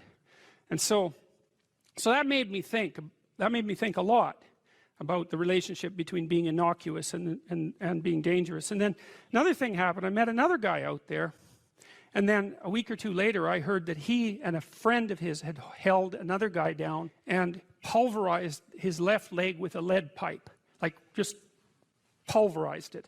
And the reason for that was that they thought that he was a snitch, and maybe he was. And that time I did something different. Instead of being shocked and horrified by that, although I certainly was, I thought, how in the world could you do that? Because I didn't think I could do that. Eh? I thought that there was a qualitative distinction between me and those people. And so I spent about 2 weeks trying to see if I could figure out under what conditions I could do that. Like what kind of psychological transformation I would have to undergo to be able to do that. And so that was a meditative exercise, let's say. And it only took about 10 days for me to realize that not only could I do that, that it would be a hell of a lot easier than I thought it would be. And that's sort of where that wall between me and what Jung described as the shadow started to fall apart. And that also was very useful because I started to treat myself as a somewhat different entity, because I hadn't been aware up to that point, you know, because I thought I was a good guy. And there's no reason for me to think that, because you're not a good guy unless you've really made a bloody effort to be a good guy. You're just not. It's not easy. And so you're probably a moderately bad guy. And that's a long ways from being an absolutely horrible guy, but it's also a long ways from being a good guy. And so, but I had a little more respect for myself after that, because I also understood that there was a monstrous element to the human psyche that you needed to respect. And that was part of you, that you should regard yourself in some sense as a loaded weapon. It's very useful around children to regard yourself as a loaded weapon, because around children you are a loaded weapon. And the terrible experiences that many children have with their parents are testament to that. If you gave 1,000 people a list of adjectives to describe themselves with, and one of the adjectives was happy and another of the adjectives was social, you'd find that those who rated themselves high on happy would also rate themselves high on social, and those who rated themselves low on happy would also rate themselves low on social.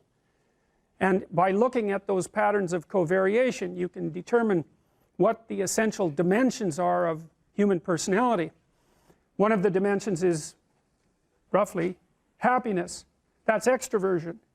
Another dimension is neuroticism. It's a negative emotion dimension. So if you ask someone if they're anxious and they score high, say on a scale of 1 to 7, they're also likely to score high on another item that says that they're sad.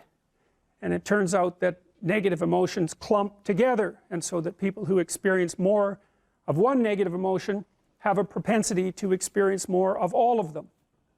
There's another dimension called agreeableness, and agreeable people are self-sacrificing, compassionate, and polite. If you're dealing with an agreeable person, they don't like conflict. They care for other people. If you're dealing with an agreeable person, they're likely to put your concerns ahead of theirs. They're non-competitive and cooperative. It's a dimension where women score more highly than men on agreeableness across cultures, including those cultures where the largest steps have been taken towards producing an egalitarian social circumstance, like Scandinavia. Actually, the gender differences in personality there are larger than they are anywhere else. Another trait is conscientiousness. Conscientiousness is an excellent trait if you want to do well in school and in work, especially if you're a manager and administrator. I can't say we understand a lot about conscientiousness, although it reliably emerges from factor analytic studies of adjective groups across different countries. Conscientious people are diligent, industrious, and orderly. Their orderliness tilts them towards political conservatism, by the way, because it turns out that your inbuilt temperament, your inbuilt personality, which constitutes a set of filters through which you view the world, also alters the manner in which you process information and influences the way that you vote. And so you might say, and I do believe that this is true, we've been doing a lot of research on this as of late, the more accurate a measure you take of someone's political beliefs, the more you find that personality is what's predicting them. And I think that's a reasonable thing to think about, because you have to figure out ways of simplifying the world, right? Because you just can't do everything. And so people are specialized. They have specialized niches that they occupy. You could think about them as social niches. Like a niche is a place where your particular skills would serve to maintain you. And so if you're extroverted, you're going to look for a social niche because you like to be around people. And if you're introverted, you're going to spend much more time on your own. And so if you're an introverted person, for example, you're going to want a job where you're not selling and where you're not surrounded by groups of people who are making social demands on you all the time, because it'll wear you out. Whereas if you're extroverted, that's just exactly what you want. And so the extrovert sees the world as a place of social opportunity, and the introvert sees the world as a place to retreat from and spend time alone. And it turns out that both of those modes of being are valid. The issue, at least to some degree, is whether or not you're fortunate enough to match your temperament with the demands of the environment, and I suppose also whether you're fortunate enough so that you're born in an era where there actually is a niche for your particular temperament, because it isn't necessarily the case that that will be the case. Imagine that all of these temperamental dimensions vary because of evolutionary pressure, right? So there's a distribution of extroversion, a normal distribution. Most people are somewhere in the middle, and then as you go out towards the extremes, there are fewer and fewer people. And what that means is that on average, across large spans of time, there have been environments that match every single position on that distribution, with most of the environments matching the center, because otherwise we wouldn't have evolved that way. And so sometimes being really extroverted is going to work well for you in a minority of environments, a minority of niches, and sometimes it's just going to be a catastrophe. I suspect, for example, that if you live in a tyrannical society where any sign of personally oriented activity is likely to get you in trouble, that being extroverted and low in neuroticism wouldn't be a very good idea, because you're going to be mouthy and happy and saying a lot of things, unable to keep your thoughts to yourself, and you're going to be relatively fearless. Now, I don't know that for sure, because we haven't done the studies that precisely match temperamental proclivity to environmental demand, but you get what I mean.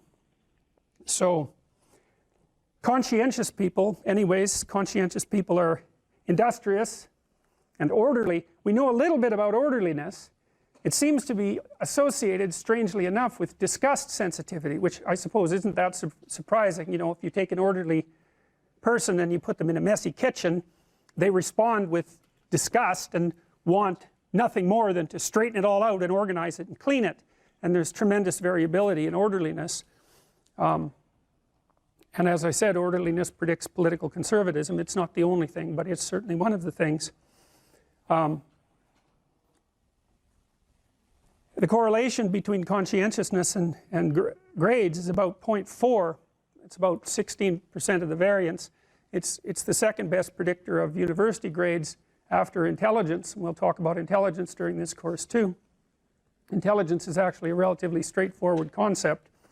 I don't think I'll get into it today, but conscientious people, their industriousness and their orderliness makes them schedule their time. So they make efficient use of their time. They use schedules and that sort of thing. We haven't been able to figure out anything about the underlying biology or psychology of industriousness. We've tried really dozens and dozens of tests attempting to find a laboratory measure on which industrious people do better, and we failed completely. And there's no animal models of industriousness either. And so I would say it's a great mystery that remains at the heart of trait psychology. And maybe it's a human specific category, you know. I mean, you can think of sled dogs maybe of being industrious, and maybe sheepdogs and animals that work like that, but of course they've been trained by human beings. So, but it isn't obvious that animals are industrious the same way we are. I mean, industriousness involves sacrificing the present for the future, something like that. And it seems like you have to be able to conceptualize time in order to sacrifice the present for the future.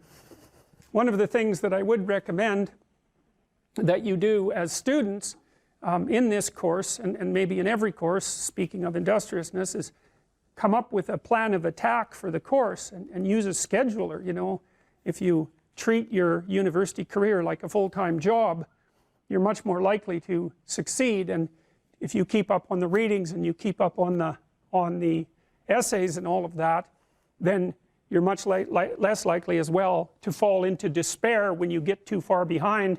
Using a Google Calendar or something like that to organize a schedule for the entire semester at the beginning of the semester can be invaluable, especially if you're not very industrious, because it can keep you on track. And one of the things we know about industrious people is that they are very good at using schedules and at planning the use of their time. And so I would like to say that you should all be smarter, but I don't know how you could be smarter. We don't know anything about how to improve intelligence, and I suppose we don't really know anything about how to improve industriousness either, but I can tell you that people who are industrious come up with a strategy for solving the problem that's ahead of them, and then they do whatever they can to stick to the strategy. And so, for example, if you sat down today or tomorrow for a couple of hours, 3 hours, and you filled in a Google Calendar, whatever you happen to use, with a strategy for studying, and a list of when all your assignments are due and all of that, and when you're going to sit down and study, then you won't be in a position where you have to cram for 10 hours a day hopelessly right before, you know, an important exam. It's also a very ineffective way of studying, by the way. I mean, first of all, people who cram for 10 hours say they're studying for 10 hours, but they rarely are because, well, I can't study for 10 hours. I don't have the power of concentration that would enable me to do that for that prolonged period of time. I can manage about 3 hours of intense intellectual activity before I'm pretty done. And it's also the case that if you study and then sleep and then study and then sleep and then study and then sleep, you space it out, then you're much more likely to remember. It's also much more likely that you're much more likely to remember if you try to recall the material. And so highlighting and that sort of thing isn't very useful, but reading, closing the book, summarizing what you've read without opening the damn book, that's useful. And the reason for that is that you're practicing remembering. And that's what you have to practice. If you're practicing memorization, you have to practice remembering. You don't just go over the thing over and over. That'll help you with recognition memory, but it won't help you with recall memory. Anyways, the last trait is openness. Openness is a creativity trait. It's also associated with intelligence, in that intelligent people, and I'm speaking technically of IQ, tend to be higher and tend to be more creative, which is hardly surprising. Creative people are more likely to be liberal politically, by the way. They like novelty, they like aesthetics, they like fiction, they like movies, they like art, they like poetry. There's something about them that grants them an aesthetic sensitivity. And that's an inbuilt trait. And it's not the case, by the way, that everyone's creative. In fact, far from it. We've used the Creative Achievement Questionnaire to to measure people's creativity. I'll talk to you about that later in the class.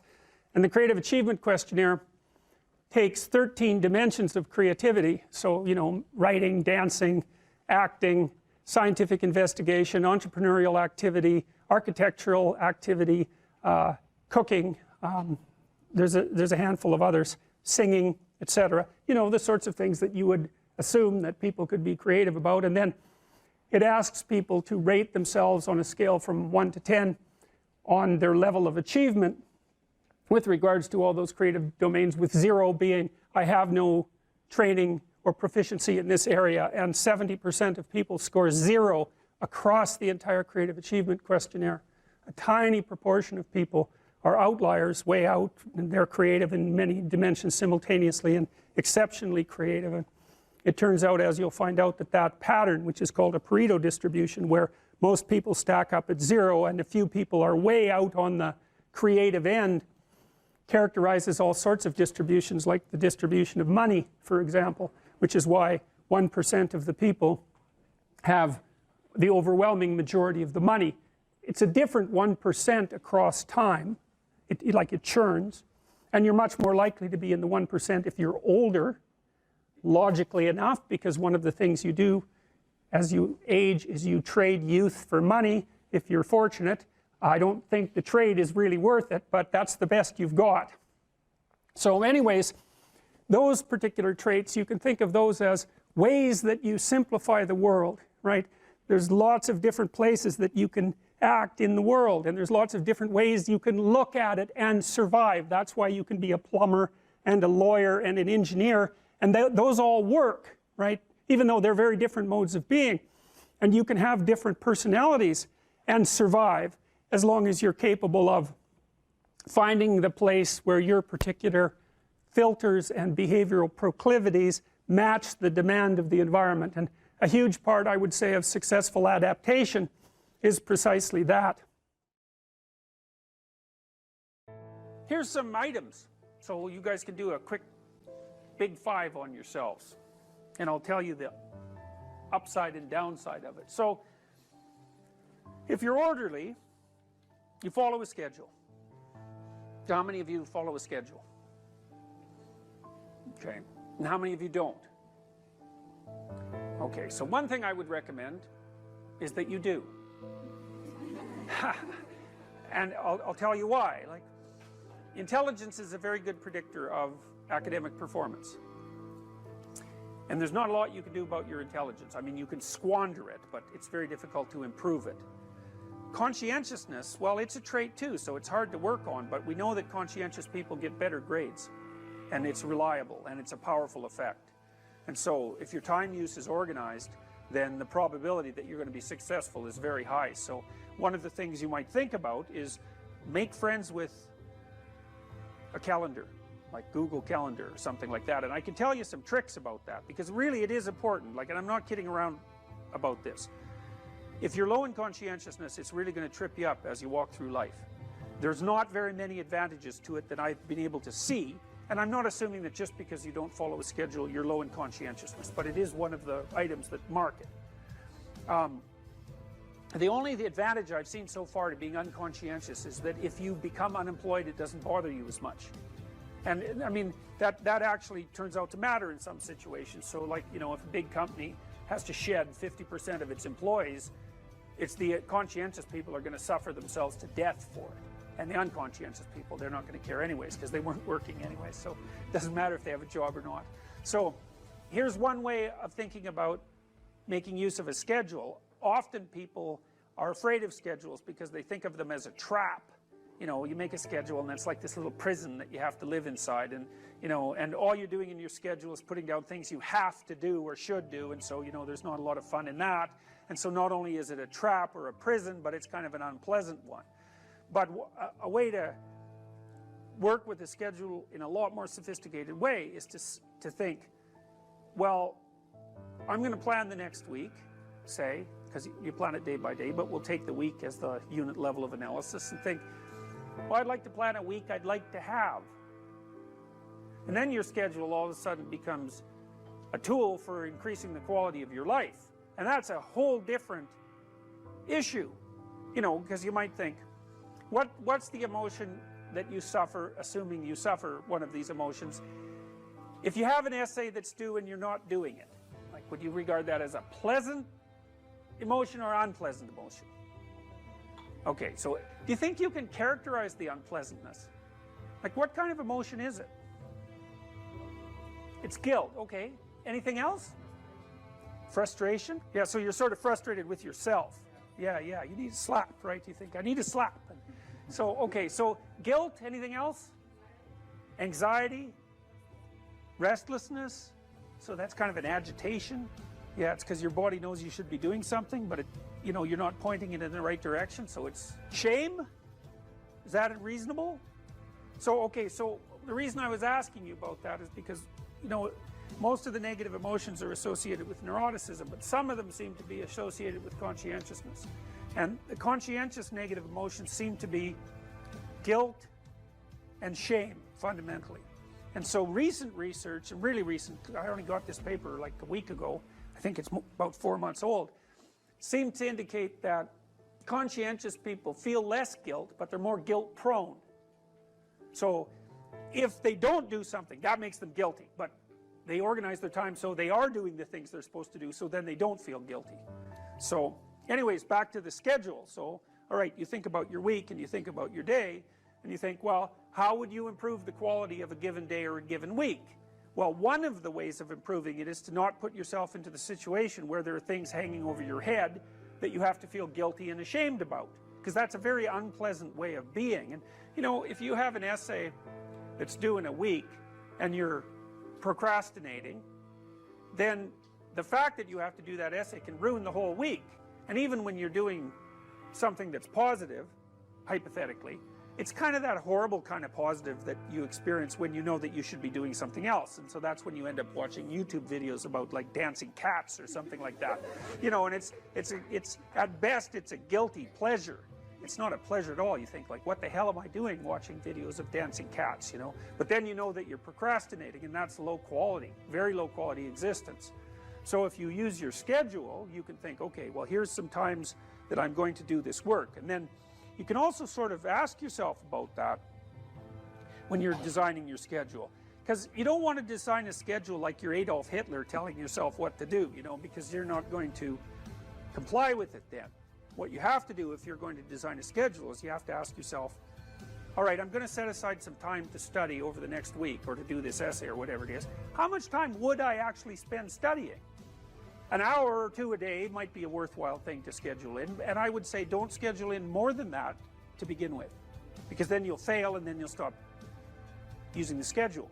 And so the other thing you want to do is you want to schedule in things that you want to do, and then you want to look at the day or the week and you want to think, hey, that's a week I'd like to have. If I had a week like that, it would be good. You know, I'd be caught up so that all that negative emotion doesn't have to accrue. And I would have done a bunch of things that I'm interested in doing, and at the end of the week, I'd be in better shape than I was at the beginning. And if you treat a schedule like that, so that what you're using it is to design the days and weeks that you want to have, instead of using it as this little, you know, jail that you have to put yourself in that you're not going to do anyways, then you can learn to use them. And that's one thing you can do to make yourself more industrious, more conscientious. Follow a schedule. I've told people to learn to use a schedule, and people often hate schedules because they act as their own tyrants, right? They say, well, you have to do this unpleasant thing, and then here's another unpleasant thing you have to do, and then you have to do this unpleasant thing, and you do that for about 3 days, and you think, to hell with this, I'm not doing that, you know, and you fall off the wagon. That isn't what you're supposed to do with a schedule. You're supposed to use it to design the days that you would like to have if you were taking care of yourself. And so some of that is, you know, you wake up in the morning and you think, here's 5 things I have to do that if I don't do, my life will be worse. It's like paying bills, for example, or taking out the garbage. It's like you have to do those because otherwise things degenerate. So you got to put some of those in the schedule, because otherwise tomorrow is worse than today, and that's a bad trajectory. But you also want to build in things, you know, you've got to act in some sense like you're dealing with a relatively recalcitrant 9-year-old. It's like, so, well, here's some things you have to do, but here's some things that if you do, you could reward yourself with. And if you get the balance there between obligation and reward right, then you'll find that you're motivated to do the things. And that's what you want to do. You want to do that so it's sustainable across days and weeks and months. And so you got to treat yourself like a good boss would treat a valued employee, and not like a tyrant would treat a slave, because the slave will rebel. And you know, people say, well, I don't follow through on my plans. It's like, well, A, they're probably not very well formulated, and maybe you're doing them because of an external moral obligation or something. They're not really your plans, right? And B, you're acting like a tyrant and a slave, and that's a bad relationship to have with yourself. Treat other people as you would like to be treated. It works both ways. You also treat yourself like you treat other people properly. So that's a necessary thing, and often people don't do that. But the scheduling is really important.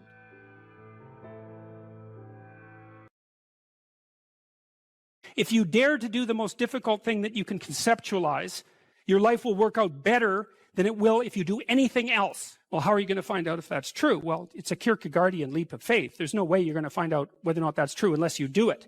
So no one can tell you either. You have to be all in this game. There is no more effective way of operating in the world than to conceptualize the highest good that you can and then strive to attain it. There's no better pathway to self-realization and the ennoblement of being than to posit the highest good that you can conceive of and commit yourself to it. You can take whatever job you have and you can make it a real nice little piece of absolute misery. Or you can act like a civilized human being and notice that no matter where you are, there's a richness and a complexity that's completely inexhaustible right at hand. And then you can take that seriously and you can say, well, I can make it a lot better if I want to. I can get along properly with my coworkers and not gossip behind their back, and I can treat my customers properly. And if an opportunity comes my way, I can take it and I can see what happens. For the first time in my life, really, I believe this to be the case, conservatives really have something to sell to young people. And they can sell the meaning of responsibility, because young people are bereft of meaning. And most people find meaning in responsibility. And when the right talks about responsibility, they kind of do it in that finger-wagging way that makes conservatives unpopular among young people. You should be responsible. It's like, yeah, you should. Why? Well, because your life is chaotic and meaningless, and you're stuck in this juvenile surreality, and it's really painful for you, and you're anxious and aimless and goalless. And then you look at people who have a life, because maybe you could have a life, and you think, well, what does that life consist of? It's like, well, you have a committed, intimate relationship. There's one. You have friends that you're honest with and playful with. Mm-hmm. So you have a group of friends. You have a job or a career. No, you learn how to use your life, your time outside of work in a productive, engaging way. You regulate your susceptibility to the multitude of hedonistic temptations that are in front of you. You pay some attention to your mental and physical health. You make a goal, some goals for the future that are concrete. Well, there's 7 things you can do. They're all responsible things. Why? Because then your life will have some meaning. Now, you might say, well, what's the ultimate meaning? It's like, get those things straight first. They're not nothing. And maybe you won't be so damn miserable and bitter and resentful and angry and aimless and anxious and frustrated and disappointed and then ashamed if you had 5 of those 7 things going well.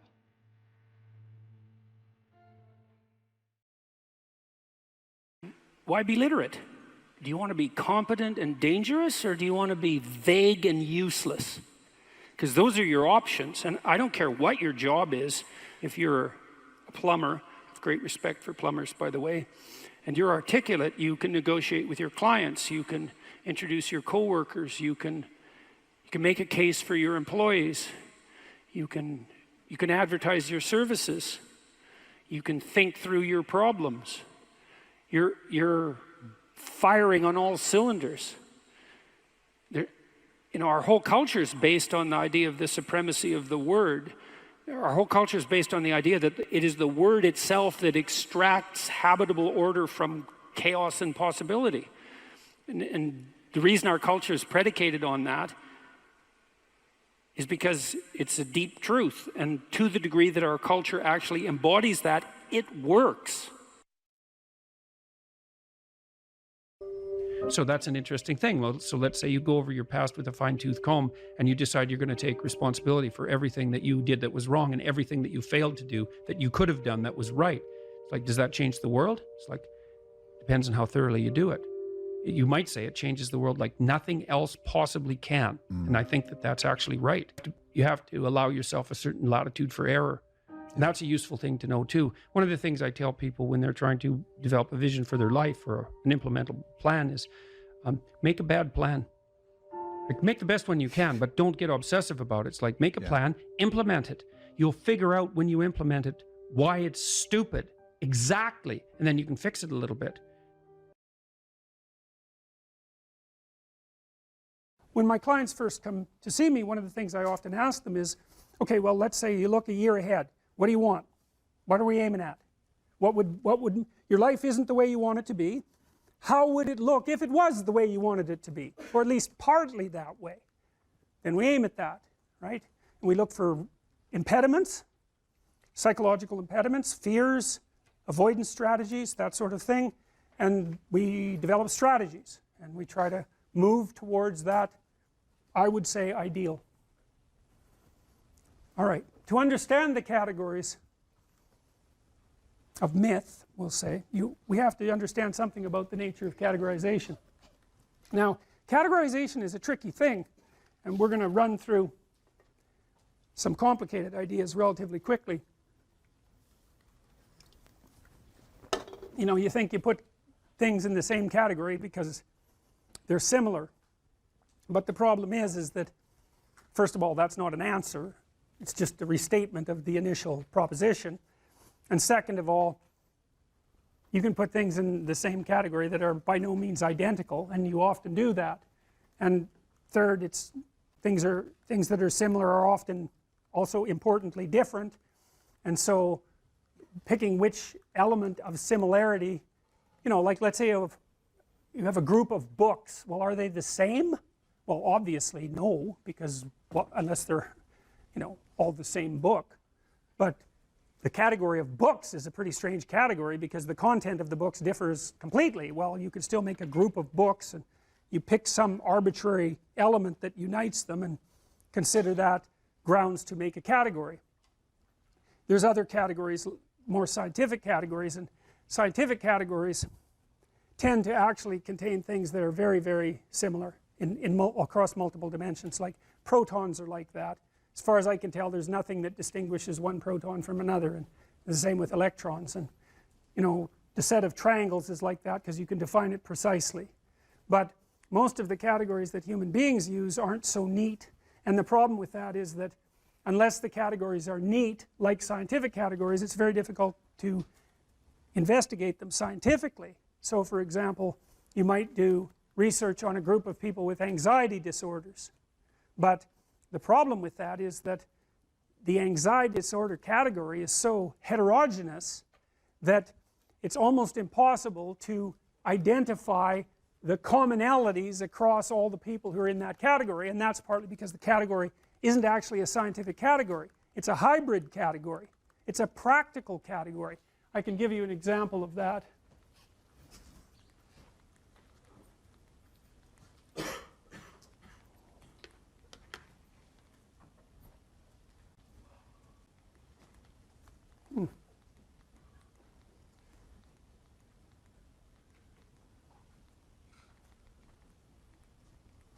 No, I can't because I must not have saved it. Anyways, many of the DSM categories, so these are categories for psychopathology, require, if you're part of that category, imagine there's 7 symptoms that you could have or 8 symptoms that you could have that would put you in that category, like antisocial personality. 8 symptoms: you steal, you kick, you hit, you bite, you know, you're abusive. I don't remember the categories precisely, but you can be in the category if you have symptoms 2 through 5, and you can be in the category if you have symptoms 6 through 8. They aren't the same symptoms, but you're in the same category. And you think, well, how the hell can that be? Well, that's a family resemblance category, roughly speaking, and lots of the things that we use are family resemblance categories. There's a prototype, and then if you have enough of the features of that prototype, imagine the prototype has 10 features, and if you have 6 of those features, you get to be in that category. but it means that the category is actually quite diverse, and that's one of the problems that plagues psychiatry as a science and clinical psychology as a science. It's a really big problem, because if the categories aren't homogeneous, then it's very difficult to draw conclusions about the members of the category. And the psychologists and the psychiatrists claim that those are scientific categories, but they're not, and they can't be, partly because they're aimed at the classification of health or ideal versus non-health or non-ideal, and partly because they play multiple roles. I mean, the category isn't there just to provide neat demarcations for scientific study. The category is there to give people a language to talk about certain sets of symptoms, to diagnose, because, you know, when you come in and you have a set of symptoms, you might want to know what they are, so that you also know what they aren't. It's really a relief often to find a diagnosis. And then of course the diagnosis has certain implications for treatment and for billing and for all of that, so the category has to play all of those roles. So there's multiple types of category, and the categories that we're talking about in relationship to mythology aren't scientific categories. They're categories about the world construed as a place to act. So here's a way to think about it. You're always looking at the world through a framework of reference, and you have to do that because there isn't very much of you. You can't see the whole world at once, and in fact the amount of the world you actually see is so small you can't believe it. The central part of your vision is zipping around, producing a pretty high resolution representation of exactly what you're looking at, but outside of that center, like if I look at you, I can't see her eyes. I can see her glasses, but barely. I can't even tell whether you're male or female. The person past that, I can't see at all.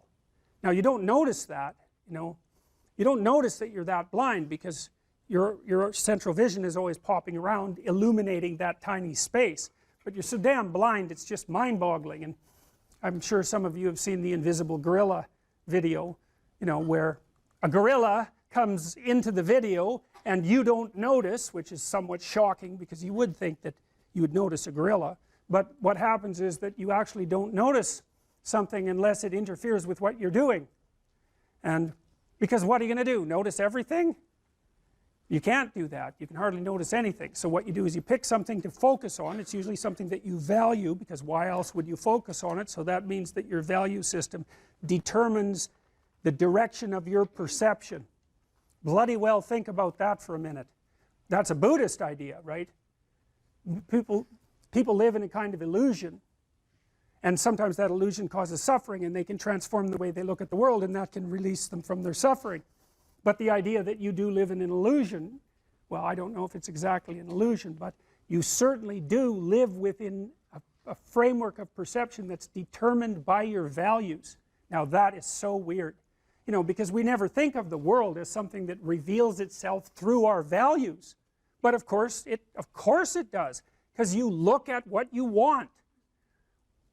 You aim at what you want, and once you've aimed, the world lays itself out for you, and that's exactly how perception works. That's why I represented it this way. You're always somewhere, that's point A, and that's somewhere in some place in some time, and you always have some notion about what you want to have happen next. You know, you're going to go to the next class, maybe you've got a plan after this. In this class you have a plan, you're hoping to learn something, I presume, and maybe you have a goal with regards to a grade, and that's nested inside your desire to get a degree, and that's nested inside your desire to be educated and to have a career and have a successful life.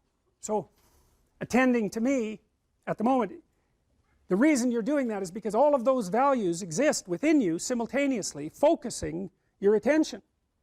And so you're attending to me and not to something else, assuming that all of you with your computers open aren't surfing the web, which you might be, but assuming that you're focusing, whatever you're focusing on is directed by what you value. And some of that can be unconscious. In fact, a lot of it is unconscious, because you know it's very difficult for you to get control of what you pay attention to. You know what that's like. You're trying to study, it's kind of a boring paper. Christ, your attention is just like everywhere, you know. Maybe you'll vacuum under the bed instead of doing the reading the paper, you know. You can't get a grip on that thing, so your attention has an autonomy. And that's another psychoanalytic idea, you know, because you kind of think, well, you're in control. It's like, really? You ever try telling yourself what to do? How does that work for you? I'm going to go to the gym 3 times a week. Right, sure you are.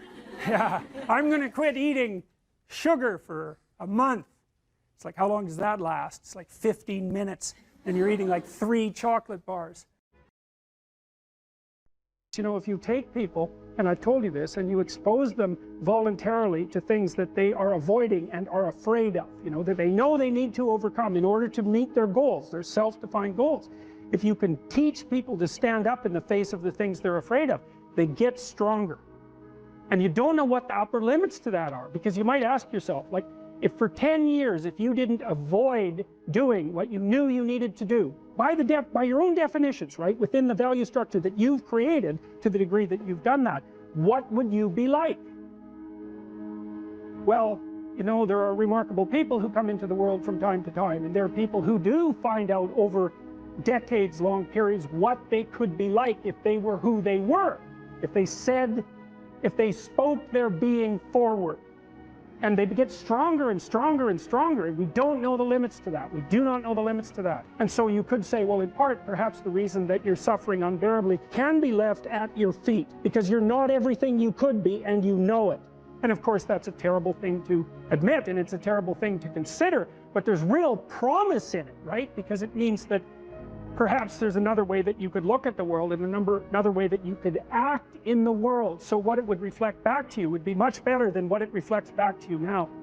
And then the second part of that is, well, imagine that many people did that, because we've done a lot as human beings. We've done a lot of remarkable things, and I've told you already, I think before, that today, for example, about 250,000 people will be lifted out of abject poverty, and about 300,000 people attached to the electrical power grid. We're lifting people out of poverty collectively at a faster rate that's ever occurred in the history of humankind by a huge margin. And that's been going on unbelievably quickly since the year 2000. The UN had planned to have poverty between 2000 and 2015, and it was accomplished by 2013. So there's inequality developing in many places, and you hear lots of political agitation about that. But overall, the tide is lifting everyone up, and that's a great thing. We have no idea how fast we can multiply that if people got their act together and really aimed at it. Because, you know, my experience is with people that we're probably running at about 51% of our capacity. I mean, you can think about this yourselves. I often ask undergraduates how many hours a day you waste, or how many hours a week you waste. And the classic answer is something like 4 to 6 hours a day. You know, inefficient studying, watching things on YouTube that not only do you not want to watch, that you don't even care about, that make you feel horrible about watching after you're done. That's probably 4 hours right there. You know, you think, well, that's 25 hours a week, it's 100 hours a month, that's 2.5 full work weeks, it's half a year of work weeks per year. And if your time is worth $20 an hour, which is a radical underestimate, it's probably more like 50 if you think about it in terms of deferred wages. If you're wasting 20 hours a week, you're wasting $50,000 a year. And you are doing that right now. And it's because you're young, wasting $50,000 a year is a way bigger catastrophe than it would be for me to waste it, because I'm not going to last nearly as long. And so if your life isn't everything it could be, you could ask yourself, well, what would happen if you just stopped wasting the opportunities that are in front of you? You'd be, who knows how much more efficient? 10 times more efficient, 20 times more efficient. That's the Pareto distribution. You have no idea how efficient people get. It's off the charts. Well, and if we all got our act together collectively and stopped making things worse, because that's another thing people do all the time. Not only do they not do what they should to make things better, they actively attempt to make things worse because they're spiteful or resentful or arrogant or deceitful or homicidal or genocidal, or all of those things all bundled together in an absolutely pathological package. If people stopped really, really trying just to make things worse, we have no idea how much better they would get just because of that. So there's this weird dynamic that's part of the existential system of ideas between human vulnerability, social judgment, both of which are major causes of suffering, and the failure of individuals to adopt the responsibility that they know they should adopt. And that's the thing that's interesting too, is that, like another thing I've often asked my undergraduate classes is, you know, there's this idea that people have a conscience. And you know what the conscience is. It's this feeling or voice you have in your head just before you do something that you know is stupid, telling you that probably you shouldn't do that stupid thing. You don't have to listen to it, strangely enough, but you go ahead and do it anyways, and then of course exactly what the conscience told you was going to happen inevitably happens, so that you feel even stupider about it than you would if it happened by accident, because you know, I knew this was going to happen, I got a warning it was going to happen, and I went and did it anyways. And the funny thing too is that conscience operates within people, and we really don't understand what the hell that is. So you might say, well, what would happen if you abided by your conscience for 5 years or for 10 years? What sort of position might you be in? What sort of family might you have? What sort of relationship might you be able to forge? And you can be bloody sure that a relationship that's forged on the basis of who you actually are is going to be a lot stronger and more welcome than one that's forged on the basis of who you aren't. Now, of course, that means that the person you're with has to deal with the full force of you in all your ability and your catastrophe, and that's a very, very difficult thing to negotiate. But if you do negotiate it, well, at least you have something, you have somewhere solid to stand, and you have somewhere to live, you have a real life. And it's a great basis upon which to bring children into the world, for example, because you can have an actual relationship with them instead of torturing them half to death, which is what happens in a tremendously large minority of cases. Well, it's more than that too, because, and this is what I'll close with, and this is why I wanted to introduce Solzhenitsyn's writings to you. You see, because it isn't merely that your fate depends on whether or not you get your act together and to what degree you decide that you're going to live out your own genuine being. It isn't only your fate, it's the fate of everyone that you're networked with. And so, you know, you think, well, there's 7 billion people in the world. We're going to peak at about 9 billion, by the way, and then it'll decline rapidly. But 7 billion people in the world, and who are you? You're just one little dust mote among that 7 billion. And so it really doesn't matter what you do or don't do, but that's simply not the case. It's the wrong model, because you're at the center of a network. You're a node in a network. Of course, that's even more true now that we have social media. You'll know 1,000 people, at least, over the course of your life. And they'll know 1,000 people each, and that puts you one person away from 1 million, and 2 persons away from 1 billion. And so that's how you're connected. And the things you do, they're like dropping a stone in a pond. The ripples move outward, and they affect things in ways that you can't fully comprehend. And it means that the things that you do and that you don't do are far more important than you think.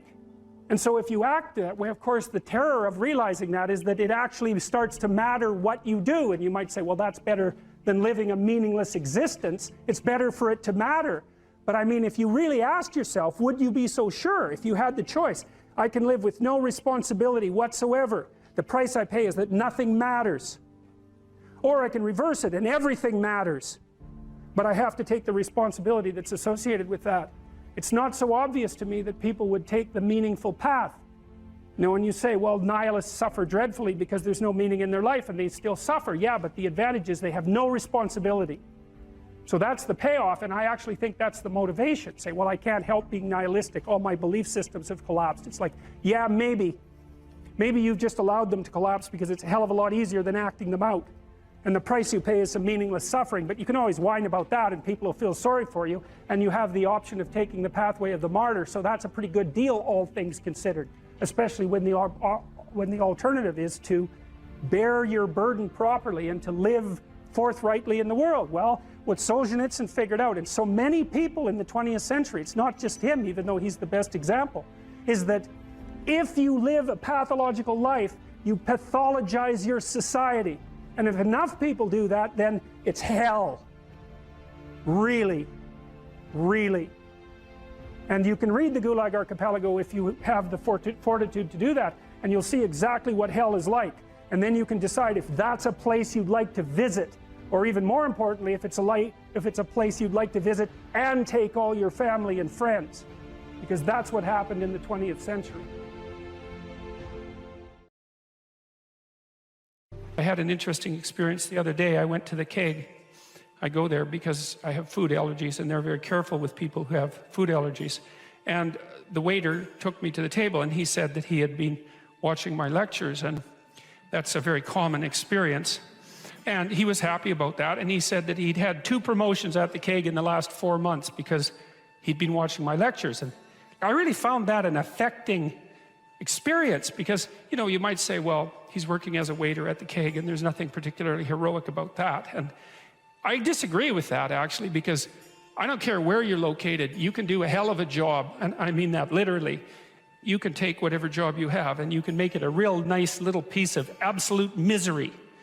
Or you can act like a civilized human being and notice that no matter where you are, there's a richness and a complexity that's completely inexhaustible right at hand. And then you can take that seriously, and you can say, well, I happen to be a waiter at the Keg, and he's a young guy, and perhaps that isn't where I want to end up, but it's not nothing. It's a rich environment, and I can make it a lot better if I want to. I can get along properly with my coworkers and not gossip behind their back, and I can treat my customers properly, and if an opportunity comes my way, I can take it, and I can see what happens. And so he said that's what he'd started doing, and that things were working out much better for him. He was in a much better job than he was 3 months ago. In 3 months, that's nothing, right? I mean, that's a nice trajectory. It's an uphill trajectory, and that's what you want, really. An uphill trajectory is actually even better than being somewhere good, as far as I'm concerned, because one of the things that really makes your life meaningful is the clear realization that you're headed somewhere better than you are now. And then it's even better if you also understand that there's a direct causal relationship between the things that you're doing and the steepness of that incline. And so I get a lot of letters from people like that, and they say, well, you know, I've been listening to these lectures, and I decided that I'm going to try to take responsibility for my life, and so I've started to stop doing all the stupid things that I know that are stupid, that I know I shouldn't be doing, and I've started doing some of the things that aren't stupid that I know I should be doing, which seems pretty obvious, really, if you think about it. But obvious though it may be, that isn't necessarily what people do. And then they write and say, you can't believe what difference that makes. And they're thrilled about it. And so I'm thrilled about it when I get letters like that, because I really don't experience anything as better than a letter like that or a message like that, because it's so good to see things that aren't so good replaced by something better. And I really do think it's an open question. I truly believe it's an open question to what degree we could make things better if that's what we actually aimed at doing. Well, there's 2 modes of being in the world, right? There's one where you adopt the responsibility for living properly, for being properly, and you make the sacrifices necessary for doing that, and then everything will flourish properly. And the other one is a pathway of resentment and bitterness and rejection and murder and genocide, and that just seems exactly right to me. And so if the positive path beckons, if you can actually see what it is, if you can lower yourself enough to see what it is. Carl Jung said once that modern people didn't see God because they didn't look low enough. It's a phrase I really, really like, because people denigrate the opportunities that are right in front of them. And there's no reason to do that, because what's right in front of you is the majesty of being. That's what's right in front of you. It's inexhaustibly complex and full of potential, and there's no reason to assume that wherever you happen to be isn't as good a starting place as anywhere else. Now, you know, I know some people have terrible, terrible lives. They're in situations that are absolutely unbearable. But I also do know that even situations like that can be made a hell of a lot worse by the worst kind of attitude, that's for sure. So anyway, so that's where you are. You're in a damaged structure. You're a damaged structure. You're in a damaged structure. But, you know, at least it's got some walls. You know, you're not being fed to the lions on a regular basis, so that's a good thing. And you can emerge forward heroically to confront the chaos that constantly threatens the structure within which you live. And you can free something as a consequence of that. You can learn something. You can strengthen yourself. That's the other thing, because what you're actually made of, in many ways, that what informs you, what you're made of, is what you encounter when you voluntarily encounter the unknown. And so the more you voluntarily encounter the unknown, the more you get made of. And the more you get made of, the more there is to you. And then the more you're good at encountering the unknown and restructuring order and calling forth proper order out of the potential of being, and God, you got to think, why wouldn't you do that since you can do that? And it's an endless mystery. You know, I think part of it is that people don't aspire to the highest good because they're deeply ashamed of themselves and their weaknesses and their insufficiencies. And that's not the only reason. I mean, there's the desire to avoid responsibility, and there's all the negative motivations as well, like resentment and hatred and the desire to make things worse. I don't want to, you know, give us too much of a break, but it's something like that. It's okay to not be in a very good place if what you're trying to do with that not very good place is make it better. And the fact that things aren't exactly the way they should be at least gives you something to do, you know, and maybe something great to do, because there's no shortage of suffering and trouble that besets the world that you could conceivably ameliorate in some way. And the utility of that and the intrinsic meaning of that is self-evident. So it also makes me curious about nihilism, for example, and despair, because I mean, I understand those emotions, I understand them deeply, and the intellectual mindset that goes along with it, but they just seem beside the point to me in some sense, because there are so many things that need doing that all you really have to do is open your eyes and look at them and then decide that you're actually going to do something about them. And you might think, well, what's within my scope of influence is so trivial that it's not worth doing. It's like, it won't stay trivial for long if you do it. Not at all, and I don't think it's trivial to begin with. I really don't believe that anything done right is trivial. My experience in my life has been that anything I actually did paid off. It didn't pay off necessarily in the way that I expected it to pay off. That's a whole different story. But if it was genuine commitment to do something, even if it went sideways and the outcome was really something other than what I expected, the net consequence over time was nothing but good. So every new frontier that can be conquered is an advance forward, and there's no shortage of frontier because we're surrounded by the unknown, we're surrounded by our own ignorance, and we can continually move into that domain, into the domain of chaos, or we can restructure pathological order, and that's the secret to proper being. And so then you encounter chaos that way, you know, and then you can regard yourself as the sort of entity that, despite its insufficiency, has the capability to conquer chaos, despite the danger of that. That's the other thing, because the fact that you're fragile is actually a precondition for your heroism, because if you weren't fragile, then there'd be nothing heroic about doing something difficult, right? Because if you couldn't be hurt or damaged or defeated or end up in failure, then where's the moral courage in the endeavor? It has to be that the fragility is built into the courage. And so it's not a reason not to engage in it at all. In fact, quite the contrary. And so then, you know, what do? Well, you put the city back together, and maybe the way you want it, so that it's functional and efficient and beautiful, and so that people can flourish there, and flourish in a manner that makes them feel that the unbearable catastrophe of being is worth it for the experience. That's what you're aiming at. And it's not an impossibility. It's not an impossibility. And then not only that, not only do you repair the city when you do that, but you make yourself the sort of thing that continually repairs the city. And that's even better.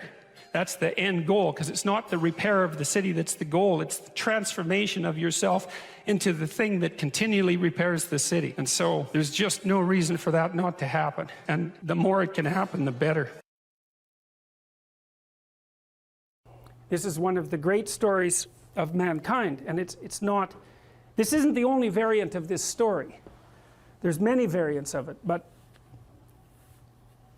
this variant is useful for our purposes. That's a story I stumbled across a long time ago. I'm going to tell you the second story first, because I don't have the energy to tell you the first story. So this is a story that the ancient Egyptians predicated their society on. And to understand this story, the first thing you have to know is what the characters were. And these characters were gods. There's 4 of them. Although the Egyptians had far more than 4 gods. You might think of these as the central gods. And you might think, what is a central god? And then you might think, well, imagine that the gods compete for dominance across time in people's imaginations. And some gods win. And they occupy the primary position of dominance in the hierarchy, in the dominance hierarchy of gods. And those are ideals, and ideals compete across time for dominance, and they're embodied. And so when diverse tribal people come together, they throw all their gods into the ring and they fight across time, and something emerges as a victor. And that's the emergence of monotheism out of polytheism.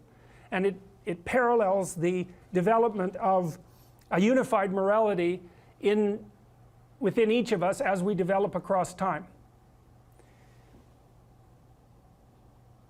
And the God that emerges as dominant across time bears a substantial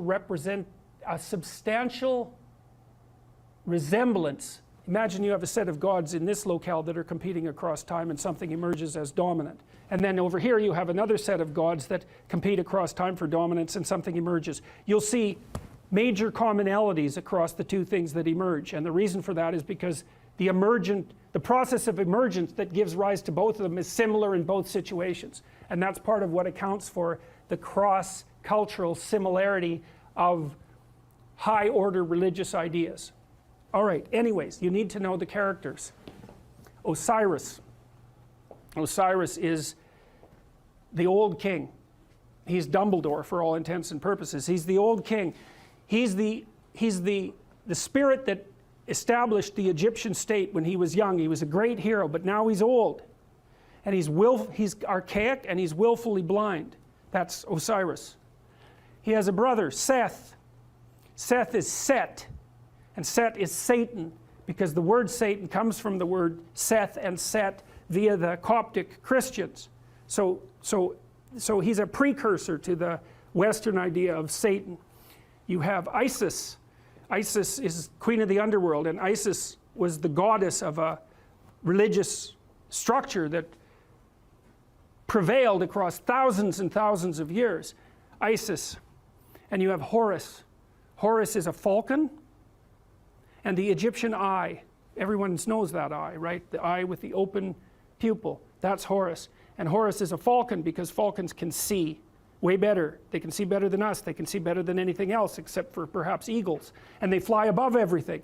Zazu in Lion King is Horus, right? And Mufasa is Osiris. And Scar is Seth. And there's no specific representation of Isis, but the closest there is in that story is probably the Queen of the Hyenas that's played by, who's the actress?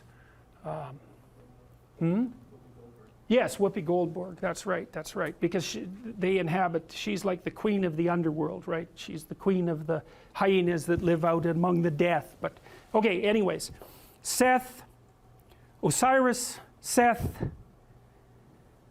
Isis, and Horus. Here's how the story goes. Osiris is a great king. He established the Egyptian state. You could think about him as the embodiment of Egyptian custom and tradition.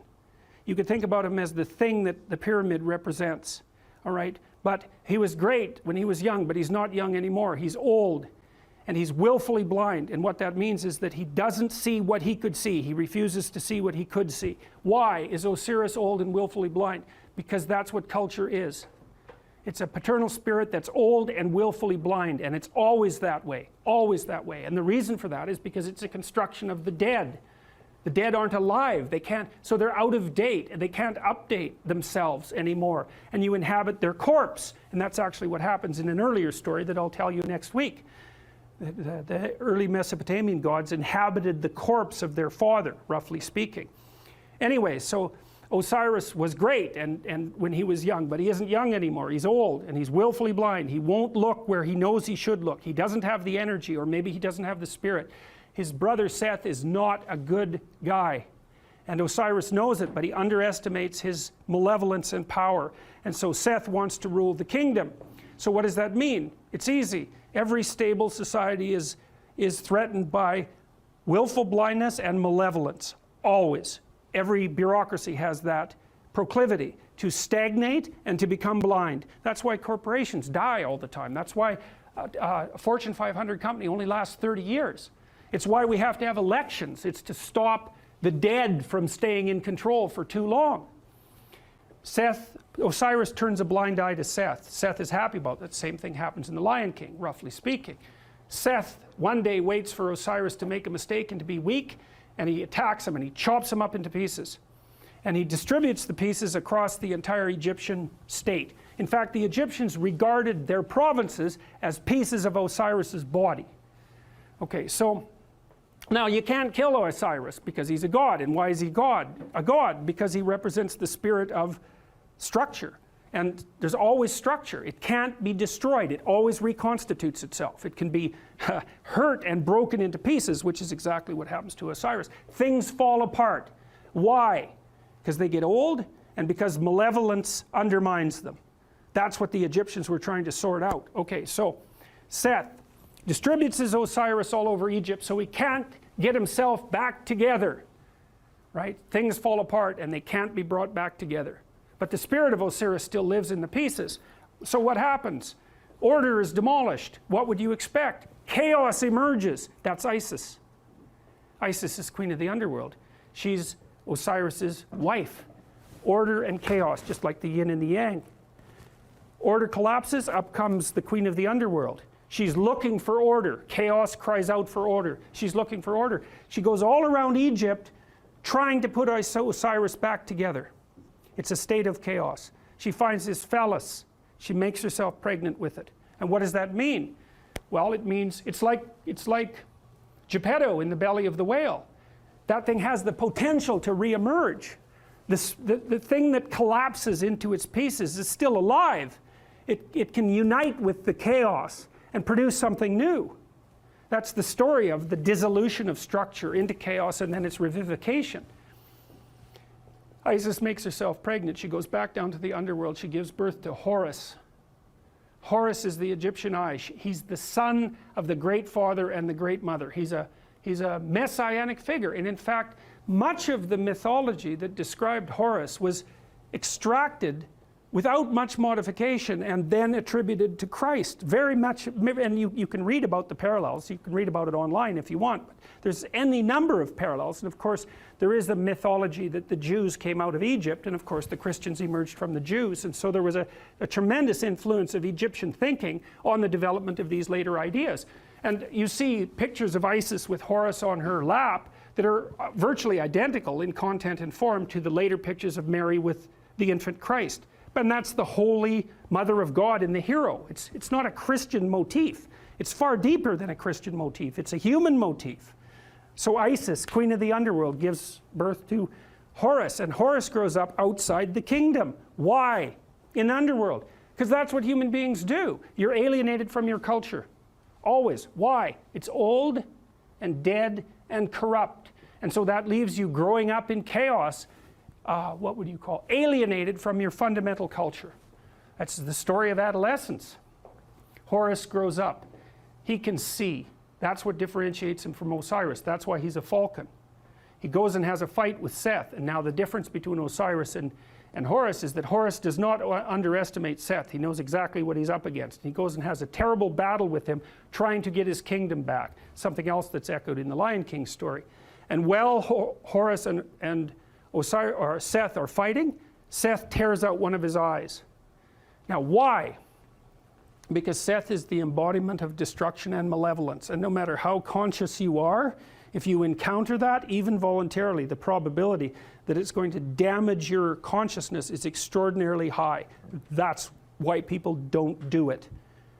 So the eye is torn out, but Seth is defeated, and Horus banishes him to the nether regions of the kingdom. You can't kill him. Why? Because the malevolent, destructive force that threatens states never dies. It's always there. You can only remove it temporarily. Now Horus is king. Pharaoh, king, God. He's got his eye. And so you think, well, he's going to just pop that back in his head, and then he's going to be able to lead.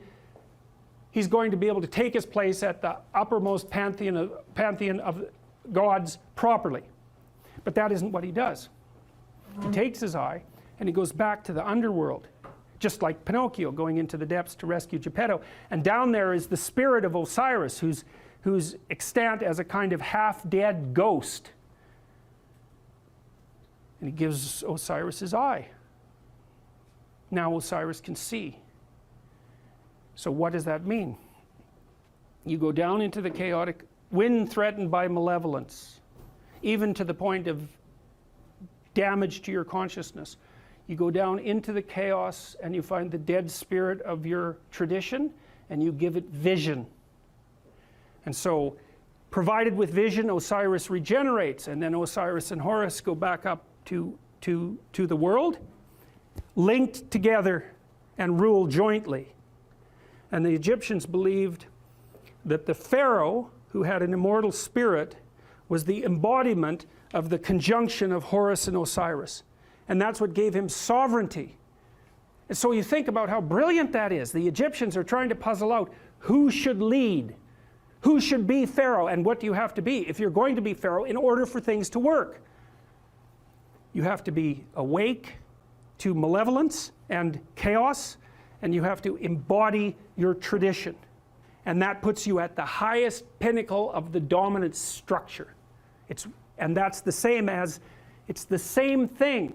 It's the same thing as the battle between the gods across centuries or eons and the emergence of the highest possible moral virtue as a consequence of that competition. It's the eye on the top of the pyramid, right? It's, you know, in the Washington Monument, there's a cap on the Washington Monument. The top of the Washington Monument is a pyramid. At the top of the pyramid is a cap. It's made out of aluminum. And the reason it's made out of aluminum is because when they made the Washington Monument, it was the most valuable metal known. And so what does it mean? It means there's a pyramid and there's something at the top of it. But the thing that's at the top of the pyramid isn't the same as the rest of the pyramid. That's the thing. The pyramid exists. There's a dominance hierarchy. Something climbs up to the top. But it's not just at the top of one pyramid. It's at the top of all of them. The thing that rises to the top of any given pyramid is the same thing that can dominate all pyramids. It isn't good enough to be the best at a dominance hierarchy. What you want to be is the best at the set of all possible dominance hierarchies. Right. And that's the thing that's gold at the top of the pyramid, and that's the eye. That's what the Egyptians figured out. And what does that mean?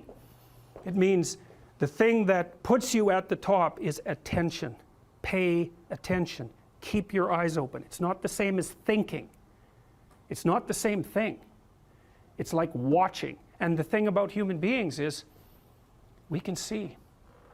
We can see better than any other creature except birds of prey. And so our capacity to see is in fact what we use in the world. Our brains are actually organized around vision, unlike most animals. Their brains are organized around smell, not us. We can see. We stand upright so we can see a long distance. And in our ability to see is what saves us and what saves our communities. And that's what these stories are trying to portray. And you might say, well, why didn't people just say so? And the answer to that is because they didn't know. It took a long time to figure it out. Forever. It's taken forever to figure it out. It's part of what I hoped when I wrote this book, and part of the reason that I'm teaching it is because it seems to me that it would be useful for everyone to actually understand this instead of just having it told as a story. It's like, that's great, man. Yes, you need the story. But why not also just understand it? Yeah, well, we're not animals in a zoo. Like we're not camels in a zoo. We're not herbivores. You know, and just because we have enough straw doesn't mean we're going to lose our unbelievable capacity for destructive creation. And we don't know how to harness that. You know, and I've been trying, I suppose, in some sense to meet that desire for a call to adventure with what I'm writing and with my lectures and to use responsibility in this moral domain as a battle that's of sufficient intensity to engage young people in particular property. It's like, get yourself together, see how difficult that is, see what you can do, put yourself together, stop doing the things you know to be wrong, and see what happens. Put yourself together. And there's been an unbelievable response to that. And I think it's harmless in some sense, or as harmless as such things can be, because it is focused. It's like, change you. Leave the other people alone. Or if you want to change them, maybe you can do it through example.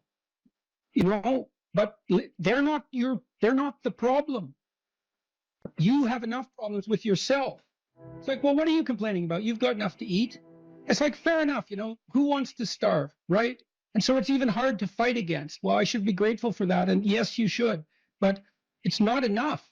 And you think about where we came from, our ancestors, what they struggled against, and from the time we were, from our animal forebears all the way up to where we are now, whatever we're made for, it's not Twinkies and TV. It's not willful blindness and the comfort that brings. It's not enough. And so we need this adventure. And that's something we're going to all have to contend with, because if we don't get the adventure right, then we'll get it wrong, and it'll lead us in terrible places. One of the things I've said that people have repeated many times, and that it's in memes, and you can buy it on, merchandise items and that sort of thing. A good man is a very dangerous man who has himself under control. And no one ever says that. So you say to young men, look, like, your job is to be as dangerous as you possibly can be in every possible direction, and to control that, right? Not to be harmless and slothful and contemptible even in your own eyes. And that way you get the power of the shadow. You don't have to dispense with the anger and the aggression. You can integrate it. And that's way better. I mean, I had a remarkable conversation with Jocko Willink.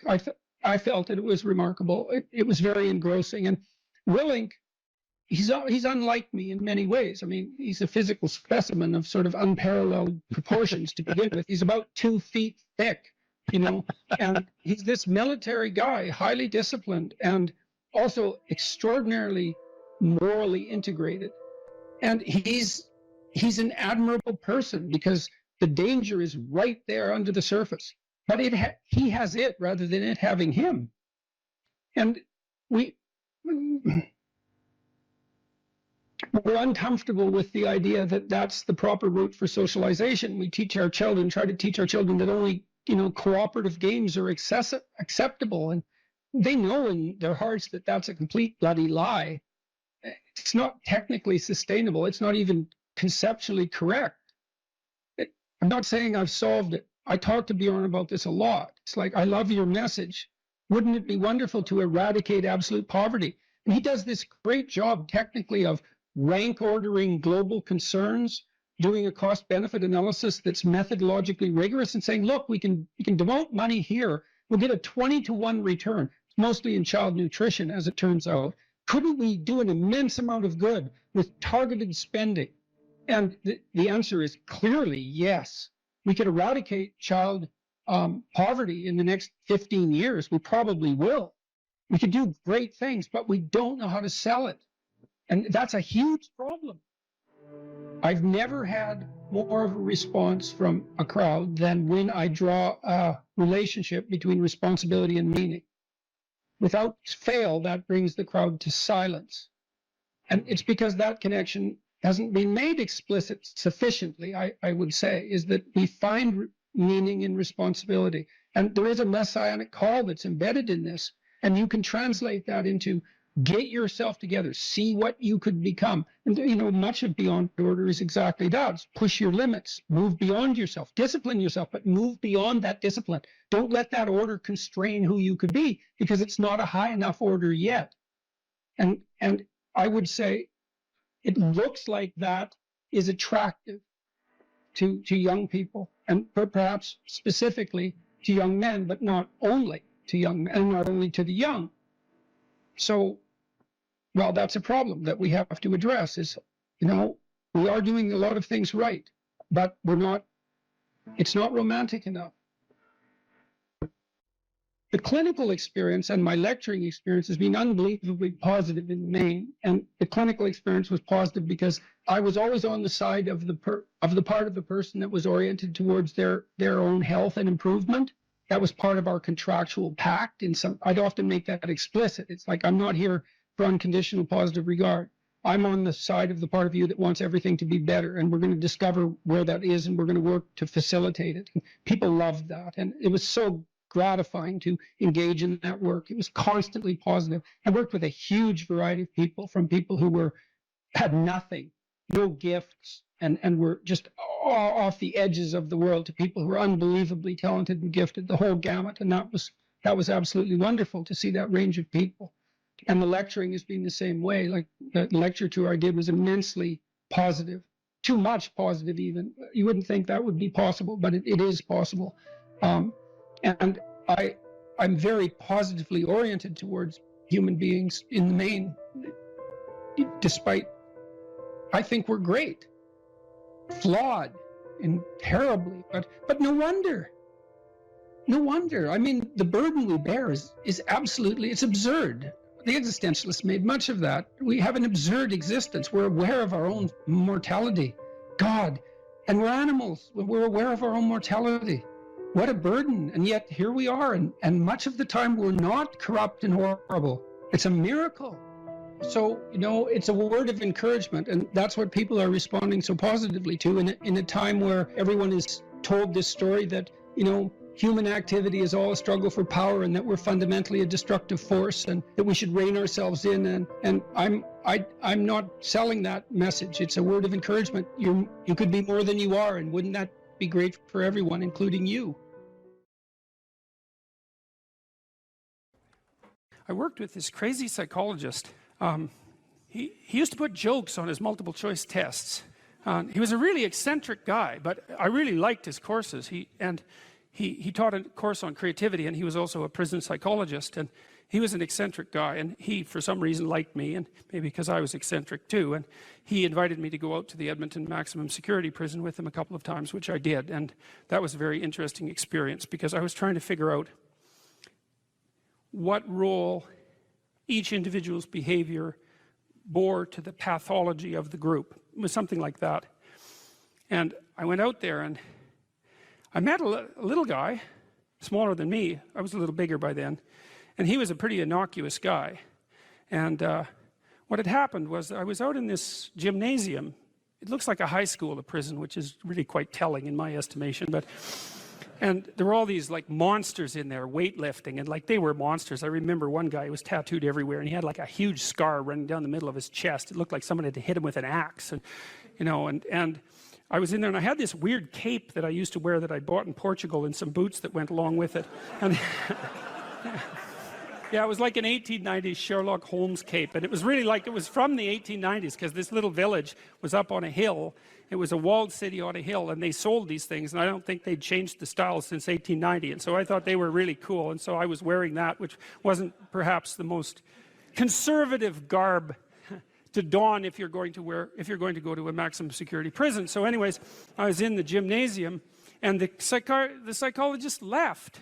And God only knows, I mean, that's what he was like. And all these guys came around me, and they were offering to trade their prison clothes for my cape. And it was, it was like, I was being made an offer I couldn't refuse, and so I didn't really know what to do. And then this little guy said something like that the psychologist sent me to come and take you away, or something like that. And so I thought, well, better this little guy than all these monsters. So we went outside the gym through some doors, like school doors. We went outside the gym into the exercise yard, I guess, and we were wandering along, and he was talking to me, and he seemed like a kind of an innocuous guy. And then the psychologist showed up at the door and motioned us back, and so, which was kind of a relief. And so I went into his office, and he said, that guy that you walked out in the yard with? And I said, yeah. He said, he took 2 cops one night, and he had them kneel down, and while they were begging for their lives, he shot them both in the back of the head. And I thought, see, the thing that was so interesting was that he was so innocuous, right? Because what you'd hope is that someone like that would be very much unlike you, let's say, and certainly wouldn't be like someone innocuous that you'd met. What you'd want is that the guy would be like, half werewolf and half vampire, so you could just tell right away that he was a cold-blooded killer. But no, he was this sort of ineffectual little guy who was certainly not ineffectual if you gave him a revolver and the upper hand. And so that made me think a lot about the relationship between being innocuous and being dangerous. And then another thing happened. I met another guy out there, and then a week or 2 later I heard that he and a friend of his had held another guy down and pulverized his left leg with a lead pipe, like just pulverized it. And the reason for that was that they thought that he was a snitch, and maybe he was. And that time I did something different. Instead of being shocked and horrified by that, although I certainly was, I thought, how in the world could you do that? Because I didn't think I could do that. Eh? I didn't think that, I thought that there was a qualitative distinction between me and those people. And so I spent about 2 weeks trying to see if I could figure out under what conditions I could do that. Like what kind of psychological transformation I would have to undergo to be able to do that. And so that was a meditative exercise, let's say. And it only took about 10 days for me to realize that not only could I do that, that it would be a hell of a lot easier than I thought it would be. And that's sort of where that wall between me and what Jung described as the shadow started to fall apart. And that also was very useful because I started to treat myself as a somewhat different entity, because I hadn't been aware up to that point, you know, because I thought I was a good guy. And there's no reason for me to think that, because you're not a good guy unless you've really made a bloody effort to be a good guy. You're just not. It's not easy. And so you're probably a moderately bad guy. And that's a long ways from being an absolutely horrible guy, but it's also a long ways from being a good guy. And so, but I had a little more respect for myself after that, because I also understood that there was a monstrous element to the human psyche that you needed to respect. And that was part of you, that you should regard yourself in some sense as a loaded weapon. It's very useful around children to regard yourself as a loaded weapon, because around children you are a loaded weapon. And the terrible experiences that many children have with their parents are testament to that.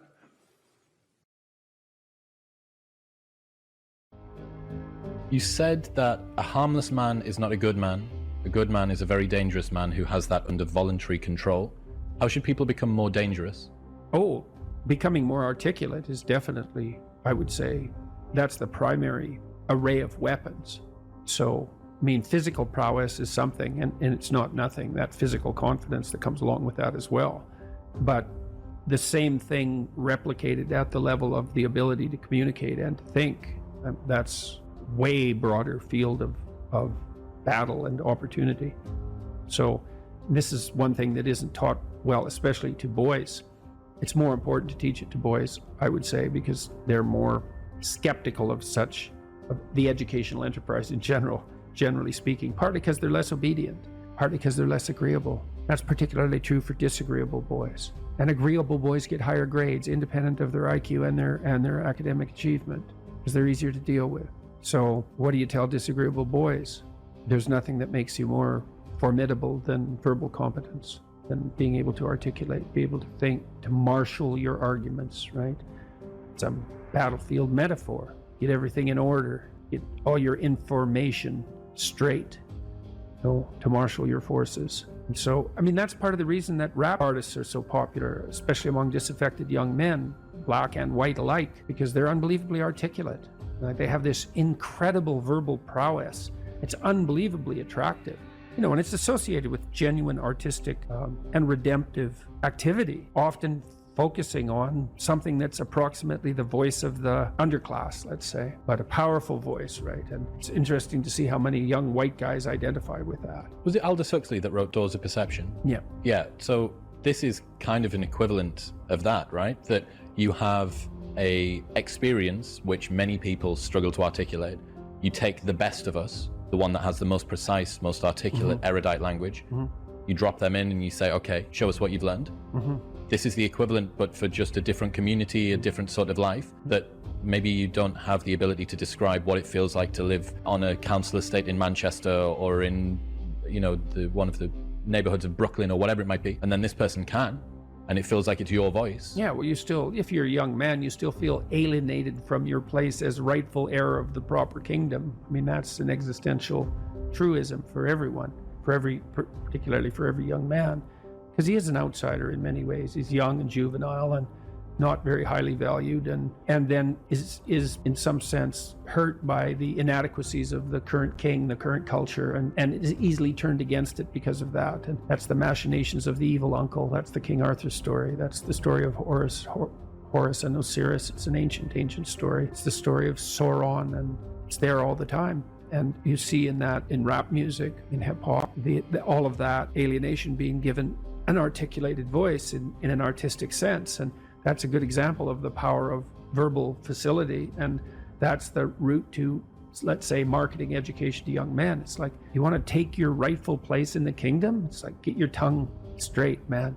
Get it under control in the highest possible sense. We went to a comedy club, Tammy and I, and in New York, the Comedy Cellar. It's a great comedy club, and the last comic was an English guy, and he was not particularly physically prepossessing, and he made a lot of jokes about that, and it was quite funny. And then he divided the audience into 5 sections, and he asked each section to toss up a topic, just to yell out a topic. And they were like random topics, like the Kennedy assassination and electric lighting before 1890. Those were 2 of the topics, and the other 3 were just as diverse.